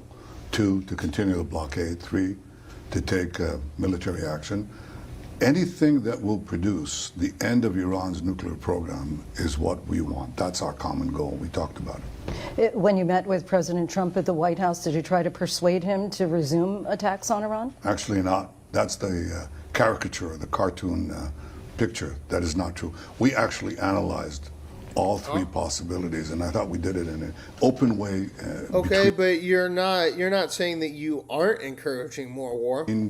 Friends and allies. And it's his decision. It's his decision. I think the important thing is we have a common goal. And the common goal is to make sure that this regime that chants death to America, that has murdered and maimed over 40,000 of its own citizens, that is shooting at every country in sight, and that has wreaked havoc on the international economy, that it doesn't get nuclear weapons. You said just yesterday that you think that a diplomatic solution is unlikely. Why do you think that you all have such different assessments of the outcome here? Well, I don't know if it's unlikely, but I'm skeptical about Iran's, mode of operandus. I mean, the method of operating. They always lie, they always cheat, and they always play for time. Could that, with sufficient pressure, diplomatic, economic pressure, could that change? Give it a try. Is your goal still regime change? My goal is to make sure that Iran, with this regime, doesn't have again walks around the question. Nuclear weapons, and that's something that President Trump and I both agree on, because it would be a different world. They're different from other countries, other societies. They have no compunction at murdering their own. You've seen that. They have no compunction at pursuing the death of this great country or the elimination of my country. That's what they do. If Iran does strike Israel, how will you respond? I think they'll make a terrible mistake, and will respond very, very forcefully. Earlier this month, President Trump said in an interview with a reporter that in the relationship with you, you know who the boss is, meaning that it's him. He's the one calling the shots. Do you see it that way? Well, in America, often they say that Trump does everything I say. And in Israel, they often say that I do everything he says. And sometimes, these things he tries to conflate it. Are expressed in the public. When I'm back home, they're just saying I'm a bitch to Trump. By anyone, okay, including the president. But the truth is, please show me the article that says we're that. Allies. He's the senior partner. It's the United States of America. Let's not forget. And if he controlled our military, would be on the ground. Facts. That is facts. When I have to stand up for the interests of my country and the security of my country, I do so. But I always do so with a deep appreciation of the role that the United States under President Trump has played in joining forces with us against our common enemy that wants to destroy us both. The New York Times reports that before the war began, that you told President Trump that Iran's ballistic missile program could be destroyed in just a few weeks, that it could be done without the Strait of Hormuz being shut down, and that there could be regime change. Now here we are, more than 5 months into this war. They still have the missiles. The regime is still intact. And essentially, the Strait of Hormuz is shut down. Why would you say that your early assessment was so off? That wasn't my early assessment, and that's an incorrect statement of what I said. I thought that we have to act to make sure that Iran doesn't get nuclear weapons, because if we don't, it's like having a cancer, and if you don't take it out, you're going to die. We're discussing how to make sure that it doesn't come back, it doesn't metastasize. That's the first thing. As far as the regime, I said we could create the conditions to be back in 1 second, make this guys. regime a lot weaker, but it's up to the people of Iran in the end to take their own destiny in their own hands. I think Iran is weaker than ever before.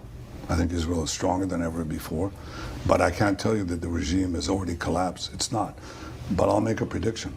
I think after such a chasm between the people and the regime, after this mass murder, I think this regime will eventually fall. Did you anticipate that Iran would use the Strait of Hormuz in the way that it is to essentially choke off much of the world's oil supply? You know, I thought they could do it, but I thought they'd also have to consider what would be the consequences if they do it, and nobody could predict that with accuracy. After this war is over, I don't think the straits are going to be that powerful a leverage, because people will move the energy pipelines out of the straits to the Red Sea, from there to Israel and the Mediterranean. We can unblock this choke point. 1 second, guys.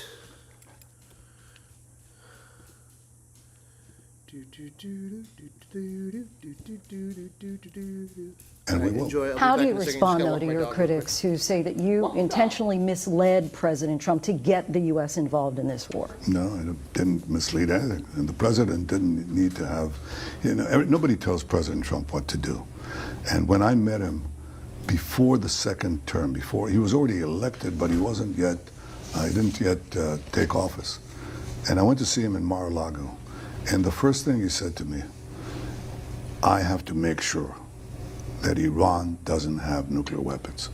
So it's not, I didn't tell him that. He told me that, because he understands the great peril that America will be thrust into if that doesn't happen. So when we talked about the fact that after Midnight Hammer, after the first attack that we had, that Khamenei, the dictator of Iran, was intending to, not to stop the nuclear program, but to refurbish it and to put it underground in a place where it's, you know, you can't reach it. We both understood that we had to take action. You recently said that the U.S.-Israel relationship is like a wall of granite, and there are just some people who are looking to find cracks in it. But as you know, American support for Israel is plummeting. According to a recent poll, 32% of Americans look at your government favorably. That's a 15-point drop in just the last 4 years. When you think of it like that, do you think that Israel has a messaging problem, an image problem, or a policy problem? I think there's been a change because of the proliferation of social media and the fact that sovereign countries have manipulated with bot farms and other things. And we can see a direct relationship between the proliferation of this social media and the decline in support for Israel. Now, I'm not telling you that the war in Gaza and the way that it was misrepresented here and the lies that were put forward, that didn't influence this. It did, unfortunately. But I am saying that there is those who hate Israel hate America, and those who hate America hate Israel. And I think that it's a larger issue that is being, a larger battle that is being waged here for the soul, the heart and soul of young Americans. I think it's a broader thing. Does it concern me? Yes. Yes, it does. And I want bipartisan support for Israel because I think that's a fundament of our national security. But doesn't it go beyond social media? Because you have genocide scholars, you have humanitarian groups, the United Nations, who have all said that Israel has committed war crimes. So would you say that you bear any responsibility? Not for war crimes. I think that's hogwash. I mean, they say genocide, right? Okay. Well, first of all, who says genocide? The prosecutor of the International Criminal Court who came up with this. Genocide is the attempt to wipe out a people, the actual attempt and plan to wipe out a people, and the actual action that you do. In Gaza, they accuse us of genocide. We sent millions of text messages and millions of phone calls and millions of leaflets telling Palestinians, civilians, get out of harm's way so that we can take out the Hamas terrorists who are embedded in your schools, your hospitals, your communities. Hamas stopped the civilians from leaving at gunpoint. Clearly, and that's how we got civilian casualties that eventually went down, I'm happy to say. Why did we do that? If we had this genocidal intent, we obviously didn't. It's the exact opposite. The genocidal intent was Hamas. They wanted those civilians killed so they can go on TV or go to the corrupt International Criminal Court and accuse us of war crimes. But that's not us. We value every civilian life. Every civilian life lost is a tragedy. And we'll do, so far, we've incurred a lot fewer civilians to combatants lost than just about in any urban warfare in modern times. If you feel that what's happening in Gaza is being misrepresented, why not allow journalists in, independent of Israeli forces? Yeah, we do, I think, sometimes. But the problem there is it's a war zone. Still, rockets are flying, mines are exploding. There are terror tunnels out of which terrorists emerge. And what do you do when journalists get killed? But I think people, you can see what's happening. We don't hide it. I mean, anybody can use a Google map to find out exactly what is happening. This war was prompted by the worst assault on Jews since the Holocaust, with the raping and beheading of women and the burning of babies and the slaughter of our men and the taking of hundreds of hostages, men, women, and children by these killers, who proceeded also to cause casualties among Palestinian civilians. They don't care about Palestinian civilians. They have this whole tunnel network underneath Gaza. They wouldn't let the civilians go in there. So that's what we're fighting. And where's the world? We're fighting these horrible, massacring terrorists. And I find in New York that the mayor of New York, his family, they don't condemn them. I understand that members of his family actually celebrated the October 7th massacre. What? Against this democracy, Israel, that is being vilified, lied about, described as war criminals. We're fighting your battle. Iran wants to destroy you. We're a model democracy fighting against the barbarians. And in New York City, the mayor of New York City celebrates the barbarians. And a day later, I don't like that part, but I like the whole 9/11 thing. We need to go on that one with the Mandani. a Jew is stabbed. Good, stabbed coming out of a synagogue. I don't think that's accidental. We should remember who are the good guys and who are the bad guys. Stabbed as the stabber says Allah Akbar. So yeah, definitely not accidental. Guys, we're fighting with you, shoulder to shoulder, with brave American soldiers to prevent barbarism from winning. Vice President J.D. Vance recently told Joe Rogan that Israel is attempting to undermine the end to the war in Iran. And I want to quote him. He said that people in your system are manipulating and trying to change American public opinion to keep the war going on. How do you respond to that? Well, we're not actually. And I had a very good conversation with the vice president. I had a conversation with him and I told him that, do you want to be Charlie Kirk? And then I suggest you stop. This morning. And I think we straightened that out because we're not. I think we straightened that out. Individuals in our system can have their opinions, but government policy is dictated by me, and that's not our policy. Palestinians in the West Bank, many of them say that they're at a breaking point because of increased violence. As you know, a number of Palestinian Americans have died in some of those clashes. Why can't your government prevent that from happening? I think we have. I mean, look, there have been about 1,000 terrorist attempts from Palestinians in the territories against our civilians, men, women, children, families that drive along the roads, and they're machine gunned by these terrorists. So we've been able to prevent a lot of that. Sometimes they're hot-headed, basically juvenile delinquents, about 150 a number, that try to, I don't call it take the law into their own hands because I don't. Sesame Trooper, do not, Siamese Stormtrooper, do not regulate comments that are just comments. If you do, it says that Charlie Kirk. Just because the guy said Charlie Kirk, you can't just be deleting stuff like that. Let's not be too hasty. And we're taking action against them. But put it in proportion. We lose numbers if we can't have conversations. Of the settler community, like 99.9%, are law-abiding citizens. We have to live in peace side by side. But we confront terror where we can, and we certainly... And also, critical was having good conversations. So, Ethan Moore, again, why are we putting him in timeout for 300 seconds? I can remove mods if we're gonna continue to regulate thought. Do you support a Palestinian state? No spamming, no death threats. That's it. Because we had one. If you don't like what somebody says, maybe Gaza. 10 seconds, but... And in fact, we're keeping the conversations going. It was a de facto Palestinian state. And what was it used for? to launch this horrible massacre against us. Hamas says openly that it's out to destroy every Jew, kill every Jew in the world, kill every Jew in Israel.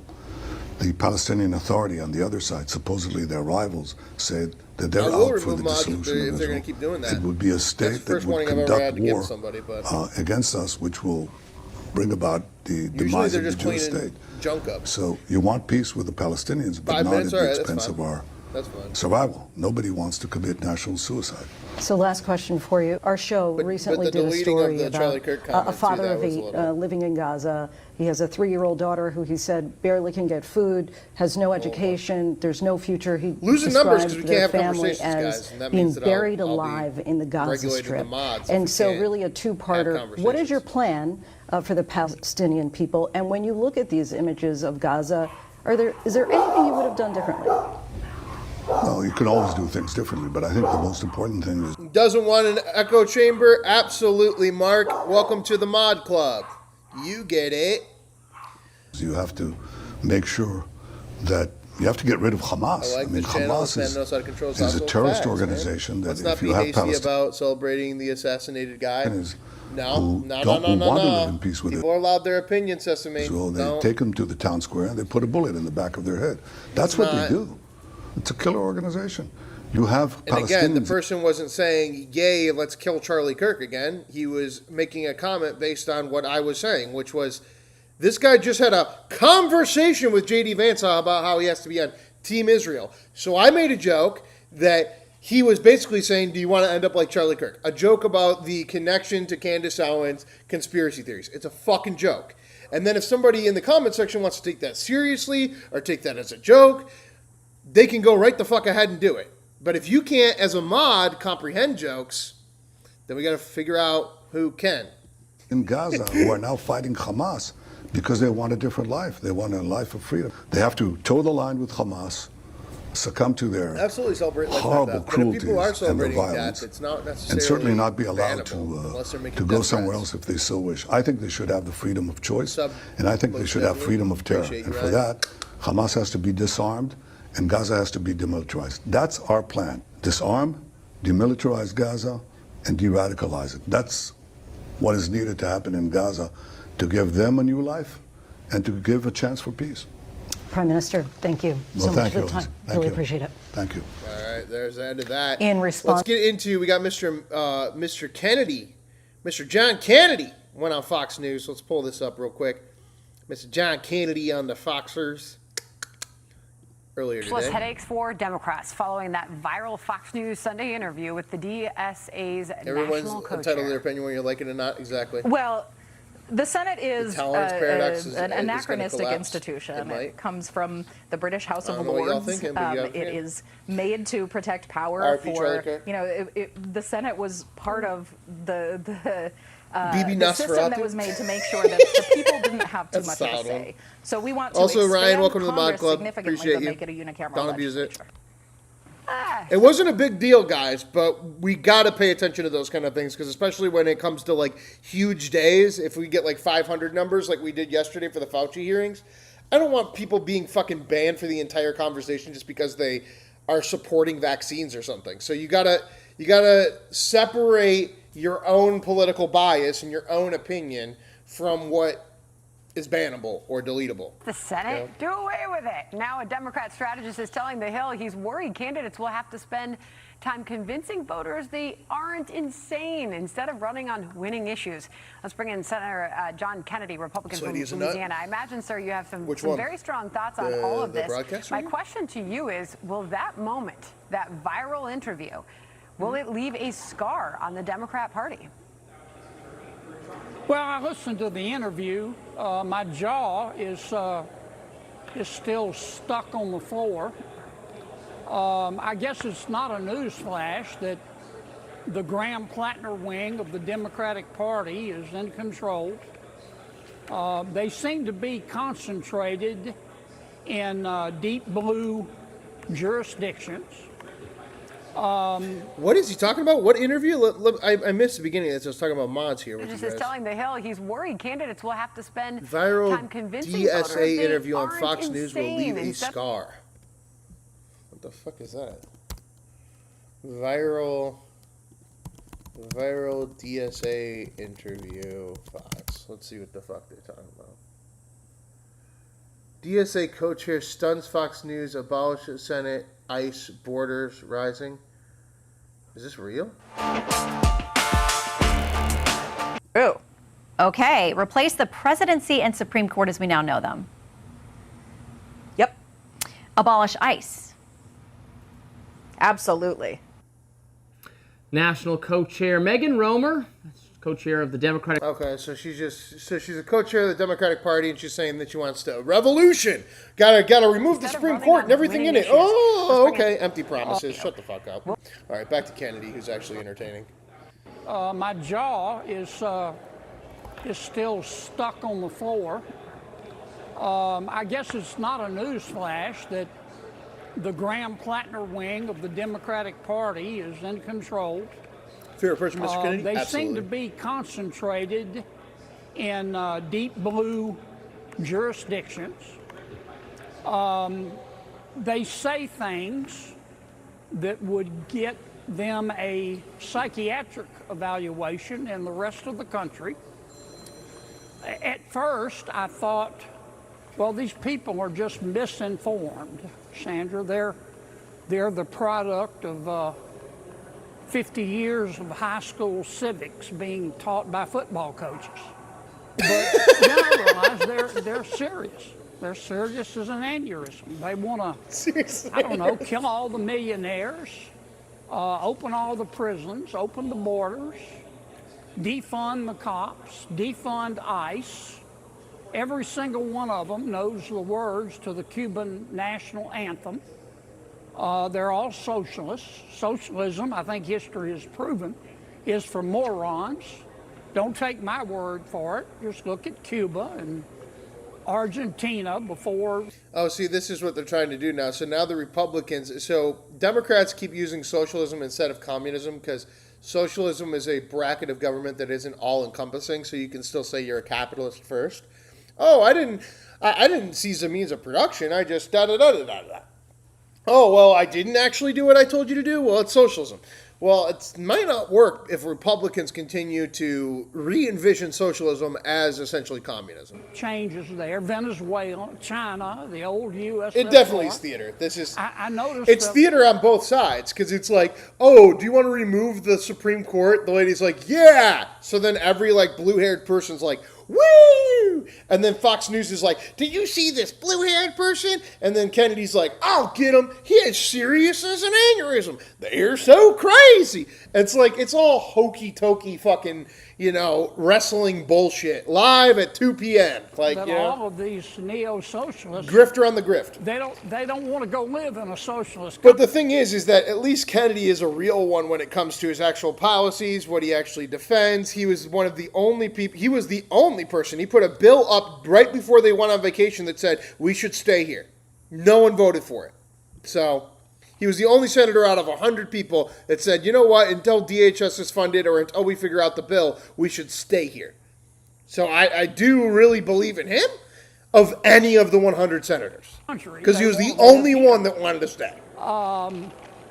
I think, I just can't imagine them in charge of the United States of America. If these people ever do get in charge, we might as well, turn out the lights and make sure the cat's inside and go to bed because it's over.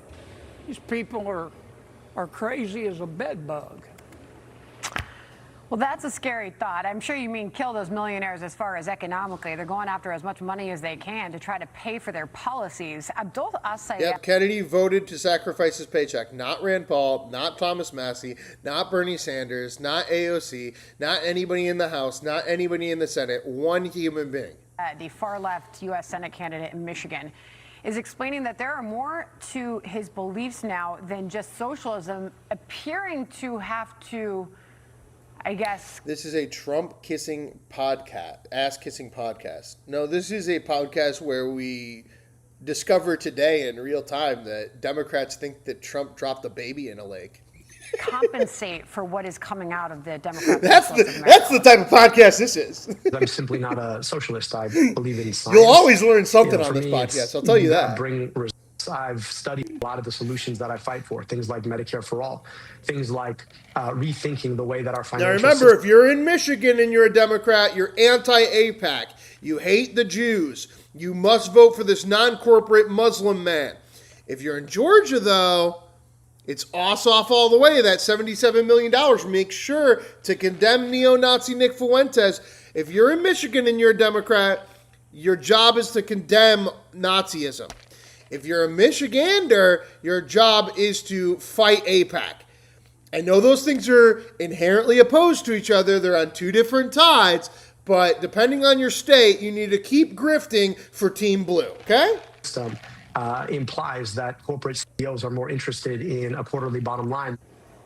I'm simply not a socialist. I don't know. I mean, are the socialists getting worried about being socialists now, seeing how far left things are going? Well, look, he may believe in science, but he doesn't understand political science. Let me say it again. Socialism is for morons. It's never worked anywhere. I guess the other point I would make, Sandra, look, this is great for my party. I mean, the American people listen to this this foolishness, and they think, Republicans aren't perfect, but these dudes are crazy. But I don't think it's good for America, and I don't think it's good for the Democratic Party. But it's up to them. I mean, it's a free country. If the Democrats want to put them in charge and not stand up to them, well, maybe they don't. I can't stop them. Maybe they don't. I mean, I can't stop them. Exactly. That's the difference, is that other people will come on here and they go, you need to fight the Democratic Party. You need to fight the institution. We're on Israel TV on Fox News, and we need to support Israel. Kennedy's like, you asked me a question, and the answer is, if they want to be stupid, let them be stupid. I was saying a small band of socialists is sowing panic in the Democrat Party. Once a fringe wing, the movement is wielding surprising political power, capitalizing on popular discontent. Mainstream Democrats see a fundamental threat. The socialists are capitalizing on what we have seen. Voters are saying that they want to see this radical change. They seem to be answering the demand of voters, and that is very popular right now. But will mainstream Democrats be able to rein this in by the time of midterm elections? Well, let me tell you something. It's deeper and more entrenched than people realize. Let's go back to 2016. Bernie Sanders ran on this kind of platform. Had the Democratic Party not screwed him, he would have gotten the nomination. They all got together and said, we got to torpedo Bernie because he's going to get this nomination and beat Hillary Clinton, and then he's going to lose. Now, I think that's just not just my opinion. That's the opinion of a lot of people that have bigger brains than me. Ryan, you can't regulate cursing. I thought you were saying that somebody was calling you a direct name. If you're gonna call somebody a direct name that can start to ensue violence, sure. But you're not gonna on my channel start regulating actual fucking swearing, especially when I'm swearing all day long. Don't be a fucking retard or you don't get modded anymore, okay? And if you want to say something against me, you can, and then I can just unmod you. I am watching very diligently the rest of this fucking episode and the next one. Enough of the nonsense. Stop being fucking retarded, or you will be unmodded. I've seen a lot of behavior in this session, and only in this session, that is making me think that I need to regulate the entire mod community again. I thought I was being nice, but I can be really fucking mean if you want me to. I mean, there's no doubt about it. It's if not, I mean, the Plattner, AOC, Bernie Sanders, Governor Mamdani. Let people talk, guys. But pick your poison. Yeah, but Senator, it's not just those far left. And we had Pete Buttigieg on the program last week. He's calling to expand the Supreme Court, to pack it with those that agree with only their political beliefs. Exactly. Alex, that's reasonable. No censor unless it's violence related. All right, you know what, DA? we're combating the bad mods with good mods. I'm going to mod you. And then we're also still continuing to regulate. A final thought here. And if people want to try to censor like mainstream Democrats, we're under 100 days to midterm elections, and how do Republicans champion their message based on all of this happening in the Democrat Party? Well, number one, as I've said before, we need to stick with our game plan. It's called Operation Let Them Speak. The more they talk about the stuff, the better. But number two, we have to talk about our beliefs as well, and explain to the American people, they get it, why these new neo-socialists are not revolving in the same direction as planet Earth. And I think the American people will come to that conclusion. I hope they do. Well, one thing's for sure, nobody ever says it like you, Senator Kennedy. Always a pleasure. Thank you very much for coming on the program. Thanks, Andrew. All right, Bill.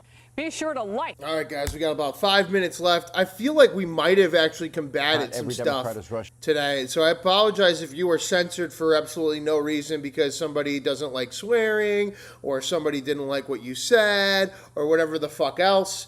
I'll make sure moving forward that those things aren't happening. Anybody being a mod and doing those types of things, they'll be removed. Again, I don't want to say that anybody that's a mod that you should be careful, but you should be fucking careful.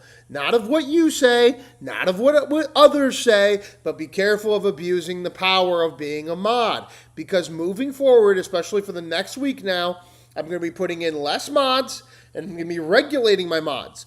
And there's only one rule here, which is no violence. Other than that, people can say whatever the fuck they want. And if we started out this session the way that we ended this session, where we're deleting people's fucking bullshit, I would have never been able to know that Donald Trump was in Michigan in 1980 dumping dead babies in a lake. And that was real information that we all needed to hear. Okay? We all need to know about the dead babies in the lake. And if we're deleting the comments of the nonsense, we'll never discover the dead babies in the lake. To embrace the far left. And that's what this show's about. Fetterman is the voice of sanity within that party. I love you all, and I love the fucking mod community, guys. Make sure you double tap, hit that like button, hit subscribe, send the super chats through, get the conversation going. If you happen to be able to, subscribe for $4 a month, become a member, help support the channel 7 days a week, doing the news. I got no advertisement on these mobile live streams until at least the first quarter of next year, so I really need to help those with those donations. I put in members-only YouTube shorts. I give you custom emojis. I give you little logos next to your name that help support the channel in the chat. You also can become a mod if you become a member, as long as you're not abusing it like some people today. And with that said, we're going to go into our last 5 minutes of the show. Appreciate you all. Let's get back into positivity. No one's being let go. No one's being annexed or canceled today. Let's just make sure that moving forward, we're not being retarded. Thank you. So, of course, Socialists back. Also, I watched Mean Girls last night. They say retard so many times. I had such a boner. I'm like, we need to bring back the boner for the retard. $4 a month, that's my gas for the month. I'm sorry. You know what? If you had an electric vehicle like me, you might be able to get through. But I understand. You have to pay for gas. It's unaffordable. Everybody's broke. Everybody's broke because they're all on gas vehicles still. We would like to put John Fetterman's on a pike as a warning to other. And then everybody that's in a gas vehicle is like, actually, the energy cost is actually related to the oil. My apartment building gives me free charging. I have 300 miles and I drive. I don't ever pay for charging. I pay $0. Don't ask me who's subsidizing it. Socialism. Democrats. And with Democratic candidates now openly running against Fetterman, the question tonight is simple. How much more of this can he take? And how much should he take? And does he want to be a part of it? We asked the man himself. Pennsylvania Senator John Fetterman. I think it only right to first give you a chance to respond. Senator, I would like to see you safe and secure with your family. I take that as, let's put Senator Fetterman's head on a spike. That's how I interpret it. How did you interpret it? Well, congratulations. 4 out of 5 Hamas members love that guy. And now he's become part of the DSA. They're really trying to take over the Democratic Party. I mean, these are the kind. Here are the George Carlin's famous 7 words you can't say on television: shit, piss, fuck, cunt, cocksucker, motherfucker, and tits McGee.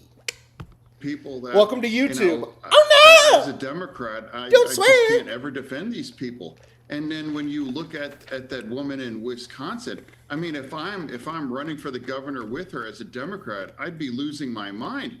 I mean, I'm losing to total crazy pants. And now, like I've watched her in some of her reviews. See, like, just to point out an example, guys, these are the radical things that are on the left or the right that you can't necessarily regulate, but you might not agree with the opinion. This guy is an Israel slave. Fuck him. That's a funny comment if you can get out of politics. But also, like, I would say, like, I don't know that Fetterman's taking the AIPAC money and he is grifting, but like, is he really a slave for Israel? You can't delete that comment. You can't be regulating those kind of comments. You have to just let them go either way. Even when the people see the pedophile weird shit dumping the babies in the lake. In Michigan now, these are the people that are winning elections across this country, and I think I'm probably one of the few Democrats that's willing to call it out. And I watched that interview on your network where the co-chair of DSA is saying, well, we got to abolish the presidency, the Pentagon, the Senate, the presidency, and abolish the police and the border. And now that wasn't parody. This wasn't Portlandia. This was a serious interview. Portlandia. He's trying to claims that is the platform. He's trying to turn into John Kennedy. Sir, you got to fix your brain before you start telling jokes. Why more Democrats are willing to call this out? Yeah, thank you for putting it up. Exactly. I mean, it's now, and people like El Sayed. I mean, this is. And right here, this is what I want, and this is what I hope I can keep, which is Ethan Moore saying, I do, MAGA sucks, and then TBI saying, soy Ethan. That's where I want to live. I want to live where my mods are fighting each other every single episode, but understand that everybody gets to fucking talk and have a conversation. The guy that because the conversation campaigns with brings the show up. And now coming up on the 20th That's why I'm so harping on it. 9/11, the guy that said America deserved that, he's proud to campaign with him. Proud to campaign with the guy that described Hamas as 1,000% better than Israel. And that's not reasonable if you're that guy. Some comedian said daredevils used to jump 20 cars on a motorcycle, and now they're a slightly off-color joke. I mean, I've seen the Pew polled 44% of Muslims view Hamas in a positive light. So, that's their new strategy, clear that he's going to try to win there in Michigan. But I'm going to call it out and can't defend these kinds of extreme things. And now the more and more when you kind of drill down on some of these candidates, that they can't really articulate and defend these absurd views. All right, thanks for watching. Guys. So we are going to go into our third hour of our show as long as we stay above or around 100 members. Usually we're doing a lot better than this. Let's go and check in on the news of the day real quick. Make sure that we're doing all right. Oh, so we got a little bit of more news. James and Jennifer Crumbly, whose son killed 4 class members and wounded 7 others in 2021 Oxford high school shooting, were each sentenced to 10 to 15 years in prison in 2024 after being convicted of 4 counts of involuntary manslaughter. They were the first parents to be convicted of charges stemming from a mass shooting carried out by their child. Other parents have faced charges short of manslaughter or murder in connection with their children's shooting. In May, a Virginia judge dismissed all criminal charges against a former elementary school assistant principal who was accused of negligence after a 6-year-old child shot the teacher during a class in January of 2023. The judge ruled the arguments made by prosecutors were legal theories, not a solid law on which to charge someone with a crime. And that they have done. That they have done, guys. Welcome to our show. We are in our third hour. We're going to start our third hour, but we might end our third hour early if we stay low on the numbers, guys. Get those numbers up. Double tap. Hit that like button. Hit subscribe. Who will be president in 2028? 831 days until election. And we got Mr. J.D. Vance this hour with 69 wins going up against Marco Rubio with 4 wins. The poll starts now. Hour 3 of our show starts now. And with that said, we're going to get into our deep diving. What happened today? Well, what happened today? Jimmy Hoffa disappeared, and Congress put Nixon away with the Nixon tapes. So with that said, we're going to get into our first video, Johnny Harris on the Deep State Explained, which is going to kind of go into Hoffa and his commentary on Robert Kennedy before Robert Kennedy's assassination that ended up turning into Hoffa disappearing July 30th of this year. If you want to seal the border, vote Trump.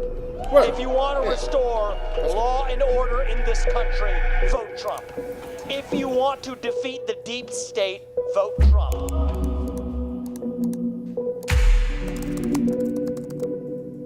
Daddy made me rich would be Trump's 2024 chant, you know. Hey, Johnny. Hey, Apalachee. I'm having a really hard time wrapping my head around this story, I must yeah. admit. And this concept of deep state has been so, I think, poisoned by politics and Trump sort of using it for everything that he doesn't like. And it kind of makes it hard to approach it earnestly. But I think we have to keep digging. Like, think there's something here. Is the deep state real? Is the deep state real? It was a socialist thing, my dear fellow. I never received $1. I never signed a secret agreement. I didn't have to. I've done things for them when I thought they were the right thing to do. I call it doing my duty as a citizen. Joe Oslop on working for the CIA as a journalist. Whoa. Whoa. I thought we were doing the right thing. There's this moment in the 60s where you really see how this actually works, where power really is. To the height of this moment where the US and the Soviet Union are in this massive staring contest. There's nuclear weapons involved. Everyone thinks the entire globe could be wiped out in this conflict. And Cuba is centered. Somebody in the Epstein files claimed that Donald Trump was with somebody when someone murdered a baby of theirs and then went to a lake, and then Donald Trump and this guy dropped it in the lake, the dead baby in the lake. It was an unsubstantiated claim from the Epstein right files. In the middle of it all, right off the coast of the US, but they're on the Soviet side of the conflict. The US at this point wants nothing more than to snatch Cuba, to make it their own, and they've been trying to kill Fidel Castro a million different ways. They're looking for an excuse to invade. And to push back on all of this, the Soviets actually start shipping nuclear weapons to the island. The US has no idea until one day a spy plane is flying over the island and they snap this wild photo. I mean, it doesn't look like a wild photo, it just looks like a random field in Cuba. But you zoom in and you see canvas tents, trailers, missile launch equipment. I mean, the US government immediately knows what they're looking at here. The world's most destructive weapons are actually hiding under these tents, ready to launch, sitting right in the United States' backyard, right off their coast. Nuclear war 103 miles away. Within the past week, unmistakable evidence has established the fact that a series of offensive missile sites is now in preparation on that imprisoned island. It's a crisis, a Cuban missile crisis. And one man in Washington, D.C. suddenly has a really difficult decision to make. Everyone around him wants him to invade Cuba, but he's not sure. Okay, but here's the kicker of the whole thing.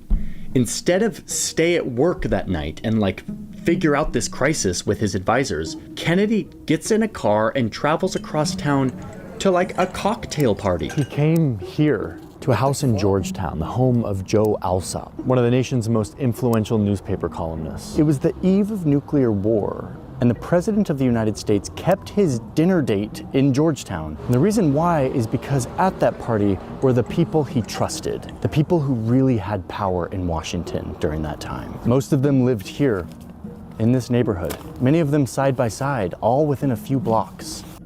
William Colby, the Far East chief of the CIA. He would later become the director of the agency. Chip Bolin, a former ambassador to the Soviet Union. Alan Dulles, who Boy, Alan Dulles, where to even start? He's the CIA's longest-running director, and he lived right here in Georgetown. Frank Wiesner, one of the founding officers of the CIA. He lived just 6 blocks away. Felix Frankfurter, a Supreme Court justice, just a couple minutes walk away. And Kennedy himself had a house in this neighborhood. The reason JFK kept his date in Georgetown that night was because this is where power in Washington was. On the other side of town from the Capitol building, the seat of American democracy. The decisions were being made here by unelected men who had an immense amount of secret power. These were powerful men who were not elected or accountable. And at this point, they had become drunk on the worst kind of power, the secret sort of power that corrupts, the kind of power that our founders sought to check and balance with all of their founding documents. But here in Georgetown, it had moved beyond anything the designers of the country could have predicted, into a shadowy, separate part of our government, a deep state that was actively blackmailing the Congress and working to undermine the President of the United States, and being horrifyingly successful at it. Unelected deep state operatives who defy the voters to push their own secret agendas. You take on the intelligence community, they have 6 ways from Sunday at getting back at you. So even for a practical, supposedly hard-nosed businessman, he's being really dumb to do this. As far as I know, we don't engage in assassinations and kidnappings and things of that kind. I do think there have to be serious questions raised about some of the foreign policy blunders that this country has had over the last 20 to 25 years. There's some truth in the idea that there is an ongoing group of people who continue the work of government as administrations come and go. Is it possible for these entities to go rogue? Absolutely. Was the agency involved in the kind of domestic surveillance that has been portrayed in the news reports? My feeling is that it has not. Okay, I'm doing this. The deep state. Is the deep state real? And if so, what is it? Before we do that, I want to take a moment to say thank you to our sponsor. NordVPN is a long time... Remember again, we're watching Johnny Harris, The Deep State Explained video. In a goal of totalitarian war, intelligence must be global and totalitarian. William Wild Bill Donovan, head of OSS. Nick? We're good. Okay. Sweet. Apalachee, are you on the board over there? I hear what you're saying. Okay, if you can hear us. I really want this. Could you start by introducing yourself, who you are, and what you do, and what your relationship to this topic of the history of the CIA is? Yeah, so my name's Jefferson Morley. I'm a journalist in Washington. I've been a journalist in Washington for the last 40 years. In the old days, spy agencies were a war thing. When the U.S. was at war, it would set up an international spy operation to best wage that war. And then when the war was over, they would pare down or totally get rid of the spy agency. The thinking here was that a spy agency took up a lot of resources and... But again, the illusion of this reporter, of Johnny Harris, to just immediately say, oh, and then they dismantled it after the war was over. That's the problem Americans have, is not that these things happened for a war. It's that the journalists and the people that are creating the secret institution then say that they got rid of it. And I don't believe them. Threatened civil liberties. A lot of power concentrated into a bunch of unelected people. Worth it during war, not worth it during peace. But then the biggest war of them all came to America's Pacific doorstep, and it changed everything.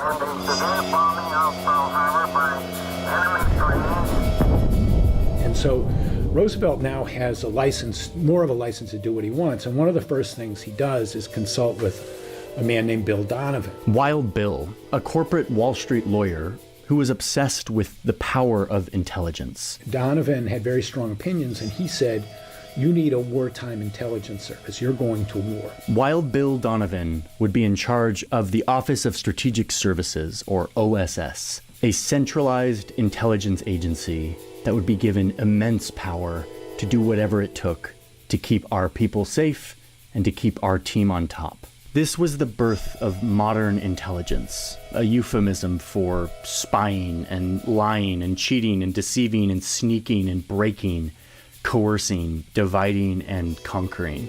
No idea was too crazy for the OSS during this time. Like, one OSS psychologist had this idea that Hitler could be demoralized if they just showed him a vast quantity of porn. Paramilitary operations. Strapping explosives to a bunch of bats and letting them loose over Tokyo. Guys skiing into Nazi-occupied Norway. Making fake companies, recruiting off Wall Street from all of his old colleagues, bringing in bankers and movie directors, fake radio stations, anything to demoralize, divide, or confuse the enemy. The OSS is the first intelligence agency that the United States ever has. Oh, and one of Wild Bill's favorite things to do was to have parties at his house. Hi!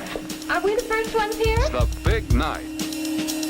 To plan and plot his operations with his friends in Georgetown, a neighborhood in Washington, D.C. that is strikingly beautiful. Here is Bill Donovan's house. It's now worth $17 million. It's beautiful, and this is where he would have a drink and chat with other Washington power brokers. He would recruit new agents from American high society, earning the agency the nickname Oh So Social. Pretty clever. Okay, but remember that spy agencies like this were a war thing only, and the war ended in 1945, and the OSS got dissolved. The forces of Germany have surrendered to the It didn't dissolve. That's the thing. Like, again, if it's a spy agency, what is this presumption that it dissolved? United Nations. What do we do with the OSS now that we're at peace?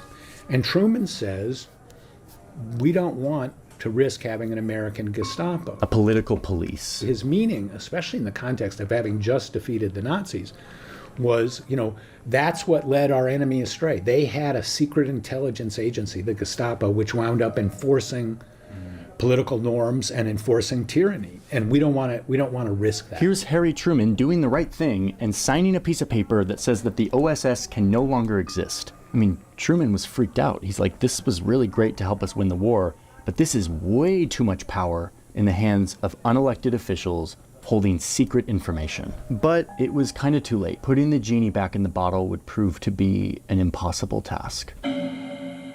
Is it significant that all these guys live for... Secrecy keeps mistakes secret. Secrecy is a disease. It causes a hardened of the arteries of the mind. Daniel Patrick Mahoney. Blocks from each other in Georgetown. Yeah, it's very significant because they're the product of this wartime culture. This is one party that just has to turn out right. Here is target number 1 for the Reds. And who's in the bullseye? You are. So there was a brief moment after World War II when the Cold War didn't exist. We were at peace.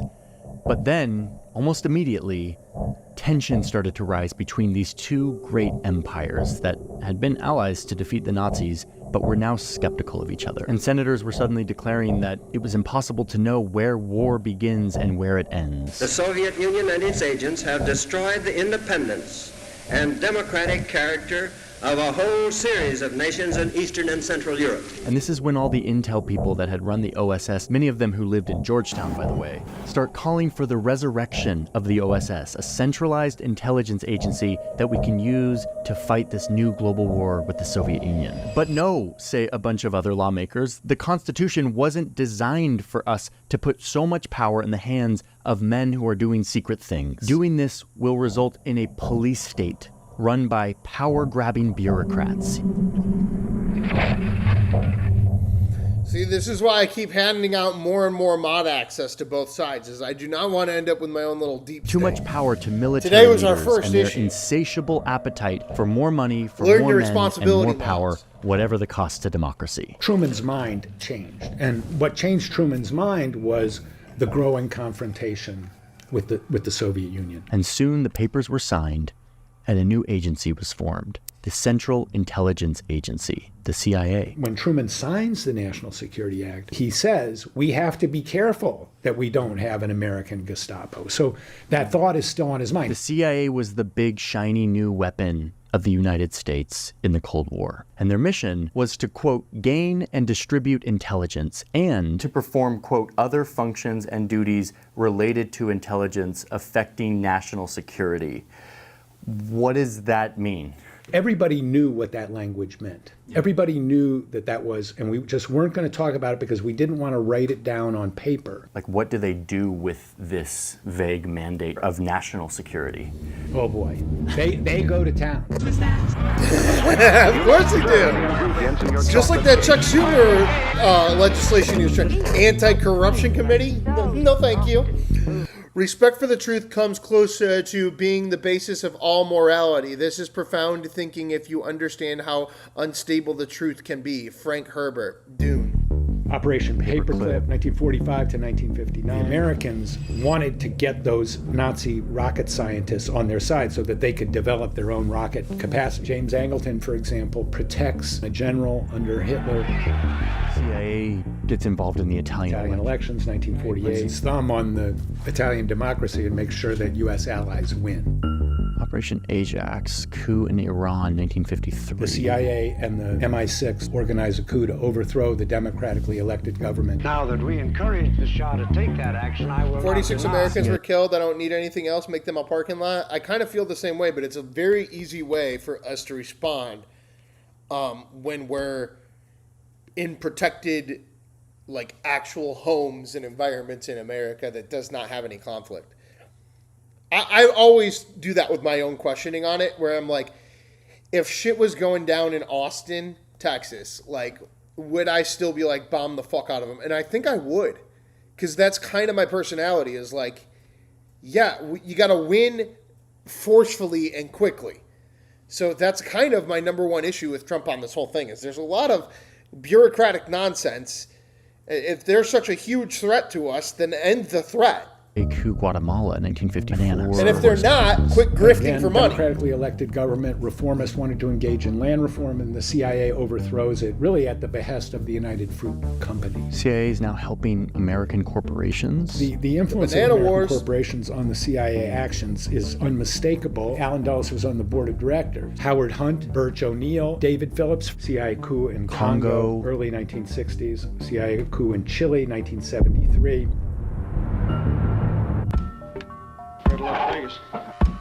The assassination operation against General Schneider in 19... Iris, I would question you, though. He says, Tom is a pro-genocide. He would support the Holocaust if German American was killed during the Warsaw Uprising. Is he a German citizen, then? Because your equatability is like acting like, as an American, that you would have allowed the Nazis to do something. If you were a Nazi during World War II, then yeah, you probably would believe that. Like, we need to stop living in this, like, weird fairyland where you don't pick a side when someone's shooting at you. If someone's shooting at you, you pick a side. My question right now is anybody really shooting at us, or is all of this just orchestrated money? Because I just saw the Democrats give over $500 million to Ukraine. Ukraine is shooting down Iranian vessels in the Caspian Sea, which has nothing to do with their war, supporting Israel. Goddamn, China is giving 400 rockets to Iran. Russia is shooting rockets and RPGs over into Poland. Iran is using those Chinese missiles to hit Egypt. Is any of this about, like, me versus you? Or is all of this about weapon manufacturing, industrial military complex? Like, which one is real? And if there are enemies, and I can see my enemy, then I have no problem saying, yeah, my enemy should die because they're trying to get me as well. But it's hard to conflate that when none of us are on the ground in any of these scenarios actually doing these tasks. And a lot of this is AI nonsense, drone activity, bizarre, weird, fucking blow-up infrastructure nonsense. 70 is coordinated with Kissinger's. Alex, most Americans aligned with the Nazis back in 1933 and 1941. Before the war, we had a second largest Nazi population, inspired Hitler's economy with corporatism? I don't know. I don't know that I would necessarily agree with that, but we definitely had a lot of Nazi scientists. Nice to see you. But what is the country of Argentina if we had a huge Nazi population after fucking World War II? We were the winner. We told them where to go. We sent them to Argentina. Mind control experiments. There's actually ticket prices MK on that Ultra. stuff, In 1950, the CIA launches a And most massive likely Hitler was program alive. to develop. Because, again, like if Hitler was alive, he most likely was in Argentina. Because it was very easy for a German citizen to get over to Argentina that was ex-Nazi, and we allowed it. Because if they stayed in Germany, they would cause problems. So we allowed them to import themselves into a different country. Controlling people's minds. Some 40 U.S. academic institutions were involved in this kind Hitler of committed suicide when he saw his gas bill. Can we develop a truth serum, dosing somebody with LSD 60 times in a week? NSA's Operation Shamrock, electronic surveillance, 1945 to 1975. The first warrantless wiretapping. Oh God, Bay of Pigs, nightmare. There were hundreds of CIA assassination plots. Operation Phoenix. Eventually, Bill Colby, who was later director, admitted that they had killed 20,000 people. Operation Mockingbird and COINTELPRO. That's what's happening, mods. When you're deleting comments because you don't like their language or their politics or whatever, you're murdering people. You're murdering people with your deep state violence. And with that said, guys, this has been our show. Let's double check, make sure there isn't any more news coming out for the day. But I think that's all that she wrote today. We're down to 75 members today. So let's just hit that end of the poll. End that poll. And that poll ends with J.D. Vance winning at 68%. He gets another win. I said, 69. So J.D. Vance advances to 70 wins on the day. We have 95 days that we've been doing this poll. 1 win for John Ossoff, 4 wins for Marco Rubio, 20 wins for Gavin Newsom, and 70 wins for J.D. Vance. Thanks again for stopping by. Make sure you double tap, hit that like button, hit subscribe. If you can, please donate, help support the channel, throw a super chat out every once in a while, or become a member for $4 a month. Get those little special emojis, that deep state CIA Mario, that fucking Donald Trump, that Sleepy Joe, that orange lips that I created that last week. Or you can get the exclusive YouTube shorts in our members section that drop at least 3 or 4 of those every single week, as well as a little logo next to your name. You start off a North Korean comrade, you make your way to a Venezuelan, then Cuban. After 6 months, you become an American citizen, but as we all know, after a year, you become an Israeli. I appreciate you all stopping by. No News is News, where we make fun of both sides of the news and all of the nonsense going on in the world. And let me double check and just make sure we don't have any other breaking news going out. I think it was just mostly that drama with that courtroom settlement thing. It looks like we got one thing, maybe. Hold on, if I can get it up. No? Gonna pull up? No? My phone died. All right, well, that's the end of the show. And thank you all so much. I will see you all tomorrow. I don't have a Donald Trump schedule yet because that drops around 9 p.m. for me for the call sheet. When I get that, I will give you that. Alex Wagner, it's about holding people accountable and to hold the consistent to their position. Tom is pro-genocide of the go. Gay? Somebody is gay. Gay fag is gay? All right. We're not. All right. I'm going to have to watch an episode of Tim Dillon because of the way that y'all are being today, okay? Let's just have some fun in life, all right, people? Go outside. Play with your children or dog. I will see you all tomorrow. Peace.